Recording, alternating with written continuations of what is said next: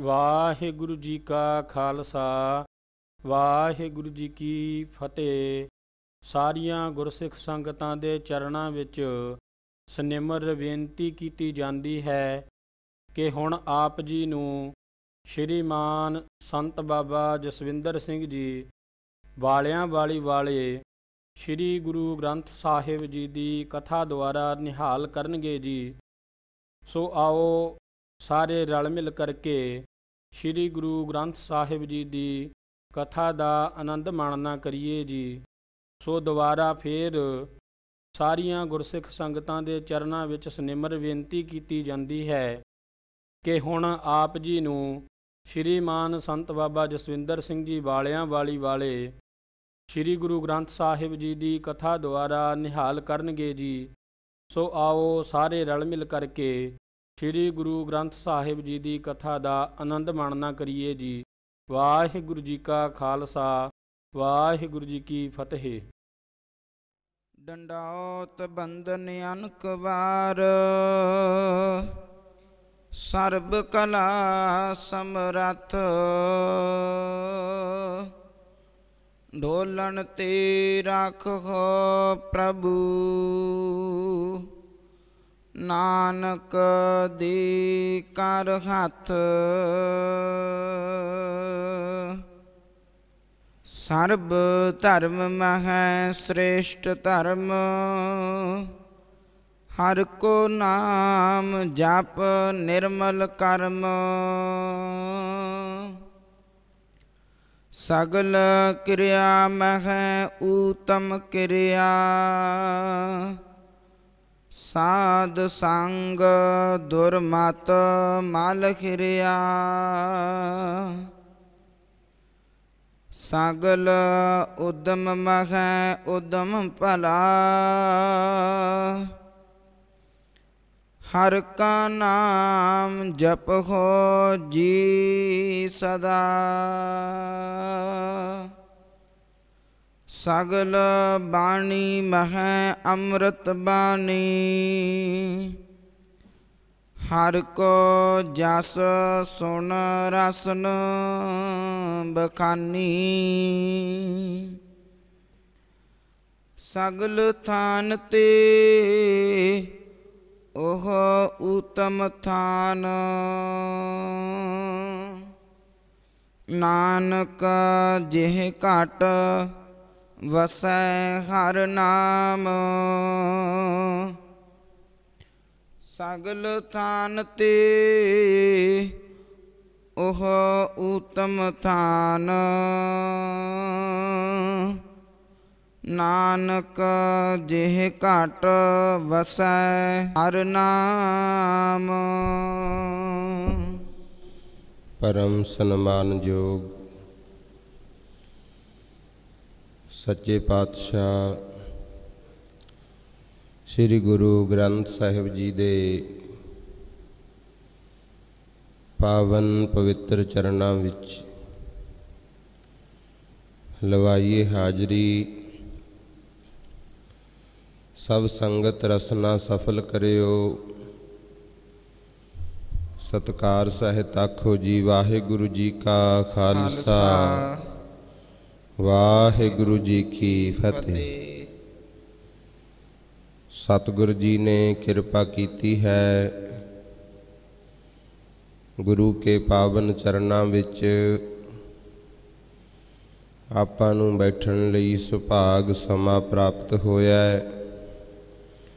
ਸੋ ਆਓ ਭਾਈ ਰਲ ਮਿਲ ਕੇ ਗੁਰਬਾਣੀ ਦਾ ਲਾਹਾ ਪ੍ਰਾਪਤ ਕਰੀਏ। ਲੜੀਵਾਰ ਕਥਾ ਸ੍ਰੀ ਗੁਰੂ ਗ੍ਰੰਥ ਸਾਹਿਬ ਜੀ ਦੀ ਕਾਫੀ ਸਮੇਂ ਤੋਂ ਚੱਲ ਰਹੀ ਹੈ। ਸੋ ਆਓ ਸਤਿਗੁਰੂ ਜੀ ਦੀ ਮਿਹਰ ਨਾਲ ਇਸੇ ਲੜੀ ਨੂੰ ਅੱਗੇ ਤੋਰੀਏ। ਕੱਲ ਤੀਜੀ ਅਸ਼ਟਪਦੀ ਦੀ ਵਿਚਾਰ ਮਹਾਰਾਜ ਨੇ ਆਪਣੇ ਤੋਂ ਕਰਵਾਈ। ਸੋ ਅੱਜ ਚੌਥੀ ਅਸ਼ਟਪਦੀ ਸ਼ੁਰੂ ਹੋਣੀ ਹੈ ਭਾਈ। ਪਹਿਲਾ ਸ਼ਲੋਕ ਹੈ, ਸੋ ਆਓ ਸਤਿਗੁਰੂ ਜੀ ਦੀ ਬਾਣੀ ਪੜ੍ਹੀਏ, ਨਾਲ ਨਾਲ ਗੁਰਬਾਣੀ ਦੀ ਵਿਚਾਰ ਕਰੀਏ ਕਿ ਪਾਤਸ਼ਾਹ ਜੀ ਸਾਨੂੰ ਕੀ ਸਮਝਾ ਰਹੇ ਨੇ। ਸੁਰਤੀਆਂ ਇਕਾਗਰ ਕਰੋ, ਮਨ ਦੀ ਪਵਿੱਤਰਤਾ ਲਈ ਉਚਾਰਨ ਕਰੋ ਜੀ। ਸਤਨਾਮ ਸ੍ਰੀ ਵਾਹਿਗੁਰੂ। ਸ਼ਲੋਕ ਨਿਰਗੁਣੀ ਆਰ ਆਨਿਆ, ਸੋ ਪ੍ਰਭ ਸਦਾ ਸਮਾਲ। ਪੰਚਮ ਪਾਤਸ਼ਾਹ ਸਤਿਗੁਰੂ ਅਰਜਨ ਦੇਵ ਜੀ ਬਚਨ ਕਰਦੇ ਹਨ। ਨਿਰਗੁਣੀ ਆਰ ਜਿਹੜਾ ਸ਼ਬਦ ਹੈ, ਐਸਾ ਘਰ, ਐਸਾ ਟਿਕਾਣਾ ਜਿੱਥੇ ਕੋਈ ਗੁਣ ਨਾ ਹੋਵੇ। ਮਨੁੱਖ ਦੀ ਗੱਲ ਕੀਤੀ ਹੈ ਕਿ ਤੇਰਾ ਸਰੀਰ ਹੈ ਜਿਹੜਾ ਐਸਾ ਟਿਕਾਣਾ ਬਣ ਚੁੱਕਿਆ ਹੈ, ਕੋਈ ਗੁਣ ਨਹੀਂ ਹੈ। ਨਿਰਗੁਣੀ ਆਰ ਇਹ ਆਨਿਆ ਕਹੀਏ ਬੇਸਮਝ ਪੁਰਸ਼। ਕਹਿੰਦੇ ਹੇ ਗੁਣਾ ਤੋਂ ਹੀਣੇ ਬੇਸਮਝ ਪੁਰਸ਼, ਉਸ ਮਾਲਕ ਪ੍ਰਭੂ ਨੂੰ ਸਦਾ ਸੰਭਾਲਿਆ ਕਰ। ਅੰਮ੍ਰਿਤ ਵੇਲਾ ਸੰਭਾਲ, ਪਰਮੇਸ਼ਰ ਦਾ ਨਾਮ ਸੰਭਾਲ, ਆਪਣੇ ਆਪ ਨੂੰ ਵੀ ਸੰਭਾਲ। ਕਿੰਨੀ ਅਮੋਲਕ ਵਸਤੂ ਇਹ ਮਨੁੱਖਾ ਸਰੀਰ ਸਾਨੂੰ ਮਿਲਿਆ, ਇਸ ਦੀ ਕਦਰ ਕਰਨੀ ਹੈ, ਇਹਨੂੰ ਅਜਾਈ ਨਹੀਂ ਗਵਾਉਣਾ, ਕਿਉਂਕਿ ਇਹ ਸਮਾਂ ਵਾਰ-ਵਾਰ ਮੁੜ ਕੇ ਨਹੀਂ ਮਿਲਦਾ। ਇਸੇ ਕਰਕੇ ਪਾਤਸ਼ਾਹ ਕਹਿੰਦੇ ਹਨ, ਭਾਈ ਹੇ ਨਿਰਗੁਣੀ ਆਰ ਬੇਸਮਝ ਪੁਰਸ਼ਾ, ਗੁਣਾ ਤੋਂ ਹੀਣੇ ਪੁਰਸ਼ਾ, ਉਸ ਪ੍ਰਭੂ ਦੀ ਸੰਭਾਲ ਕਰਿਆ ਕਰ। ਜਿਨਾ ਕੀਆ ਤਿਸ ਚੀਤ ਰਖ, ਨਾਨਕ ਨਿਭਖੀ ਨਾਲ। ਜਿਸ ਪ੍ਰਭੂ ਨੇ ਤੈਨੂੰ ਪੈਦਾ ਕੀਤਾ ਹੈ, ਤੂੰ ਉਸ ਪ੍ਰਭੂ ਨੂੰ ਆਪਣੇ ਹਿਰਦੇ ਵਿੱਚ ਵਸਾ ਕੇ ਰੱਖ, ਉਹਨੂੰ ਚੇਤੇ ਰੱਖ। ਚੇਤੇ ਕਰਨਾ, ਯਾਦ ਕਰਨਾ, ਸਿਮਰਨ ਕਰਨਾ ਗੱਲ ਇੱਕੋ ਹੀ ਹੈ ਭਾਈ। ਉਸ ਵਾਹਿਗੁਰੂ ਨੂੰ ਚੇਤੇ ਕਰਿਆ ਕਰ, ਕਿਉਂਕਿ ਉਹੀ ਤੇਰੇ ਨਾਲ ਨਿਭ ਸਕਦਾ ਹੈ ਅੰਤ ਸਮੇਂ ਤੱਕ। ਸੰਸਾਰ ਵੱਲ ਵੇਖਦੇ ਹਾਂ, ਬਹੁਤੇ ਕਿਸੇ ਤੇ ਦੁੱਖ ਆ ਜਾਣ ਤਾਂ ਕਈ ਵਾਰੀ ਮਿੱਤਰ ਵੀ ਪਾਸਾ ਵੱਟ ਜਾਂਦੇ, ਰਿਸ਼ਤੇਦਾਰ ਵੀ ਕਈ ਪਾਸਾ ਵੱਟ ਜਾਂਦੇ, ਨਾਲ ਤਾਂ ਕੋਈ ਨਿਭਾਉਂਦਾ ਗੁਰਮੁਖ ਜਿਹੜਾ ਬਚਨ ਦਾ ਸਿਦਕ ਦਾ ਪੱਕਾ ਹੈ।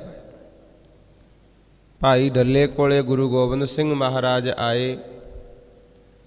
ਡੱਲੇ ਨੇ ਬੜੀ ਫੜ ਮਾਰੀ ਕਿ ਮਹਾਰਾਜ ਮੇਰੀ ਫੌਜ ਬਹੁਤ ਤਕੜੀ ਹੈ, ਇਹ ਮਰਨ ਤੋਂ ਨਹੀਂ ਡਰਦੀ। ਜੇ ਮੈਨੂੰ ਅਨੰਦਪੁਰ ਸਾਹਿਬ ਬੁਲਾ ਲੈਂਦੇ ਤੁਹਾਡਾ ਇੰਨਾ ਨੁਕਸਾਨ ਨਾ ਹੁੰਦਾ। ਸਤਿਗੁਰੂ ਮਹਾਰਾਜ ਕਹਿੰਦੇ ਕੋਈ ਨਹੀਂ ਭਾਈ, ਫੇਰ ਵੀ ਸਮਾਂ ਆ ਜਾਏਗਾ। ਫਿਰ ਐਸਾ ਸਮਾਂ ਆਇਆ, ਇੱਕ ਦਿਨ ਮਹਾਰਾਜ ਦੀਵਾਨ ਵਿੱਚ ਬੈਠੇ ਤੇ ਭੰਗਾ ਲੋਹਾਰ ਕੁਛ ਕੀਮਤੀ ਵਸਤਾਂ ਭੇਟਾ ਕਰਦਾ ਹੈ। ਉਹਨਾਂ ਵਿੱਚ ਇੱਕ ਰਫਲ ਵੀ ਸੀ, ਦੁਨਾਲੀ। ਸਤਿਗੁਰੂ ਜੀ ਕਹਿੰਦੇ ਭਾਈ ਆਪਾਂ ਦੁਨਾਲੀ ਦਾ ਨਿਸ਼ਾਨਾ ਲਾ ਕੇ ਵੇਖਣਾ ਹੈ। 2 ਬੰਦੇ ਲਿਆ ਬੁਲਾ ਕੇ ਤੇਰੀ ਫੌਜ ਵਿੱਚੋਂ। ਜਦੋਂ ਡੱਲੇ ਨੇ ਜਾ ਕੇ ਉਹਨਾਂ ਨੂੰ ਆਖਿਆ ਕਿ ਗੁਰੂ ਨੇ ਨਿਸ਼ਾਨਾ ਲਾ ਕੇ ਵੇਖਣਾ, 2 ਜਾਣੇ ਚਾਹੀਦੇ, ਤੇ ਸਾਰੇ ਹੀ ਪਾਸਾ ਵੱਟ ਗਏ ਸੀ। ਡੱਲੇ ਨਾਲ ਨਿਭ ਨਾ ਸਕੇ। ਕਈ ਤਾਂ ਕਿਸੇ ਕੰਮ ਦਾ ਬਹਾਨਾ ਲਾ ਕੇ ਖਿਸਕ ਗਏ, ਕਈ ਡੱਲੇ ਤੋਂ ਅੱਖ ਬਚਾ ਕੇ ਰਿਸਕ ਗਏ, ਕਈ ਗੁਰਮੁਖੋ ਇਨਕਾਰ ਕਰ ਗਏ ਵੀ ਅਣਾਈ ਮੌਤ ਕਿਉਂ ਮਰੀਏ। ਭਾਵ ਡੱਲਾ ਇਕੱਲਾ ਹੀ ਖਲੋਤਾ ਹੈ, ਸਾਰੇ ਹੀ ਪਾਸਾ ਵੱਟ ਗਏ।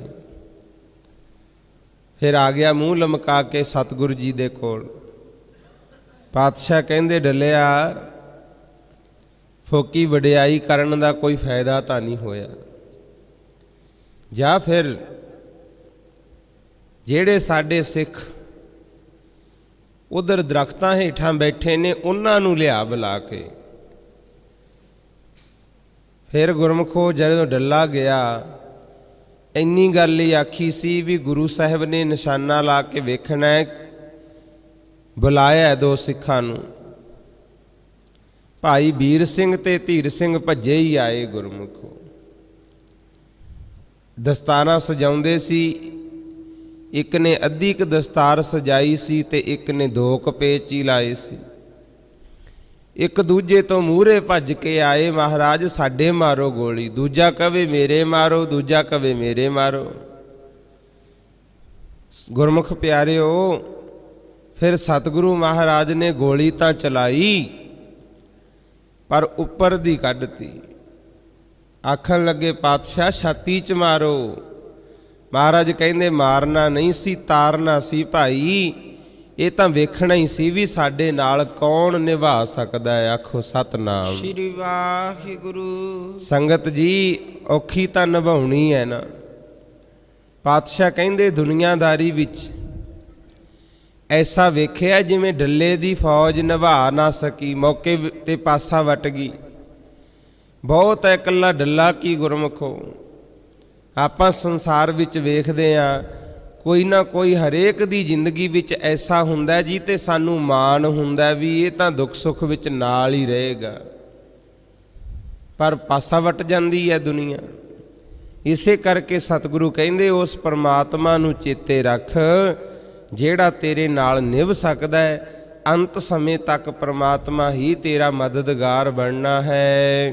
ਅਸ਼ਟਪਦੀ ਰਮਈਆ ਕੇ ਗੁਣ ਚੇਤ ਪ੍ਰਾਨੀ, ਕਵਨ ਮੂਲ ਤੇ ਕਵਨ ਦ੍ਰਿਸ਼ਟਾਨੀ। ਪਾਤਸ਼ਾਹ ਕਹਿੰਦੇ ਨੇ ਹੇ ਪ੍ਰਾਨੀ ਉਸ ਪ੍ਰਭੂ ਦੇ ਗੁਣ ਗਾਇਆ ਕਰ। ਰਮਈਆ ਕੇ ਗੁਣ ਚੇਤ ਪ੍ਰਾਨੀ, ਜੇ ਚੇਤੇ ਕਰਨਾ ਹੀ ਹੈ ਤਾਂ ਉਸ ਰਮਈਆ ਨੂੰ ਚੇਤੇ ਕਰਿਆ ਕਰ ਜਿਹਦੇ ਵਿੱਚ ਬਹੁਤ ਗੁਣ ਨੇ। ਰਮਈਆ ਕਹੀਏ ਜਿਹੜਾ ਸਾਰੇ ਹੀ ਵਿਆਪਕ ਹੈ, ਹਰ ਥਾਂ ਤੇ ਰਮਿਆ ਹੋਇਆ। ਉਸ ਵਿੱਚ ਕਿੰਨੇ ਗੁਣ ਨੇ, ਤੂੰ ਉਸ ਪ੍ਰਭੂ ਦੇ ਗੁਣਾਂ ਨੂੰ ਚੇਤੇ ਕਰਿਆ ਕਰ। ਕਿਵੇਂ ਮਿੱਟੀ ਪਾਣੀ ਤੋਂ ਆ ਮਨੁੱਖੀ ਸਰੀਰ ਬਣਾਇਆ ਉਹਨੇ, ਕਿੰਨਾ ਸੁੰਦਰ ਬਣਾਤਾ।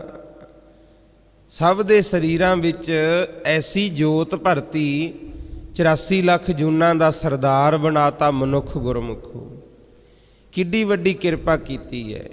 ਰਮਈਆ ਕੇ ਗੁਣ ਚੇਤ ਪ੍ਰਾਨੀ, ਕਵਨ ਮੂਲ ਤੇ ਕਵਨ ਦ੍ਰਿਸ਼ਟਾਨੀ। ਕੀ ਤੋਂ ਕੀ ਦਿਖਾਤਾ। ਜਿਹੜਾ ਸਾਡਾ ਸਰੀਰ ਹੈ ਨਾ, ਸਤਿਗੁਰੂ ਜੀ ਕਹਿੰਦੇ ਗੰਦੇ ਪਾਣੀ ਤੋਂ ਹੀ ਬਣਿਆ। ਬਸ ਪਾਣੀ ਮੈਲਾ, ਮਾਟੀ ਗੋਰੀ, ਇਸ ਮਾਟੀ ਕੀ ਪੁੱਤਰੀ ਜੋਰੀ। ਕੀ ਤੋਂ ਕੀ ਬਣਾਤਾ ਮਾਲਕ ਨੇ। ਕਿੰਨੇ ਸੁੰਦਰ ਸਰੀਰ ਬਣਾਏ ਨੇ। ਇਹ ਸਭ ਮਾਲਕ ਦੀਆਂ ਹੀ ਖੇਡਾਂ ਹਨ। ਜਿਨ ਤੂੰ ਸਾਜ ਸਵਾਰ ਸਿੰਗਾਰਿਆ, ਗਰਭ ਅਗਨ ਮਖੈ ਜਿਨ ਖੈ ਉਬਾਰਿਆ। ਜਿਸ ਪਰਮੇਸ਼ਰ ਨੇ 5 ਤੱਤਾਂ ਤੋਂ ਤੇਰਾ ਸਰੀਰ ਸਾਜ ਦਿੱਤਾ, ਸਾਜ ਕੇ ਸੋਹਣਾ ਬਣਾਤਾ, ਮਤ ਵੀ ਦਿੱਤੀ ਵੀ ਚੰਗੇ ਕੱਪੜੇ ਕਿਵੇਂ ਪਾਉਣੇ ਐ, ਸ਼ਿੰਗਾਰ ਕਿਵੇਂ ਕਰਨਾ। ਤੇ ਮਾਤਾ ਦੇ ਗਰਭ ਦੀ ਅਗਨੀ ਵਿੱਚ, ਜਠਰ ਅਗਨੀ ਵਿੱਚ ਤੈਨੂੰ ਉਸ ਨੇ ਬਚਾਇਆ। ਮਾਤ ਗਰਭ ਮਹਿ ਆਪਨ ਸਿਮਰਨ ਦੇ, ਤਹਿ ਤੁਮ ਰਾਖਨ ਹਾਰੇ।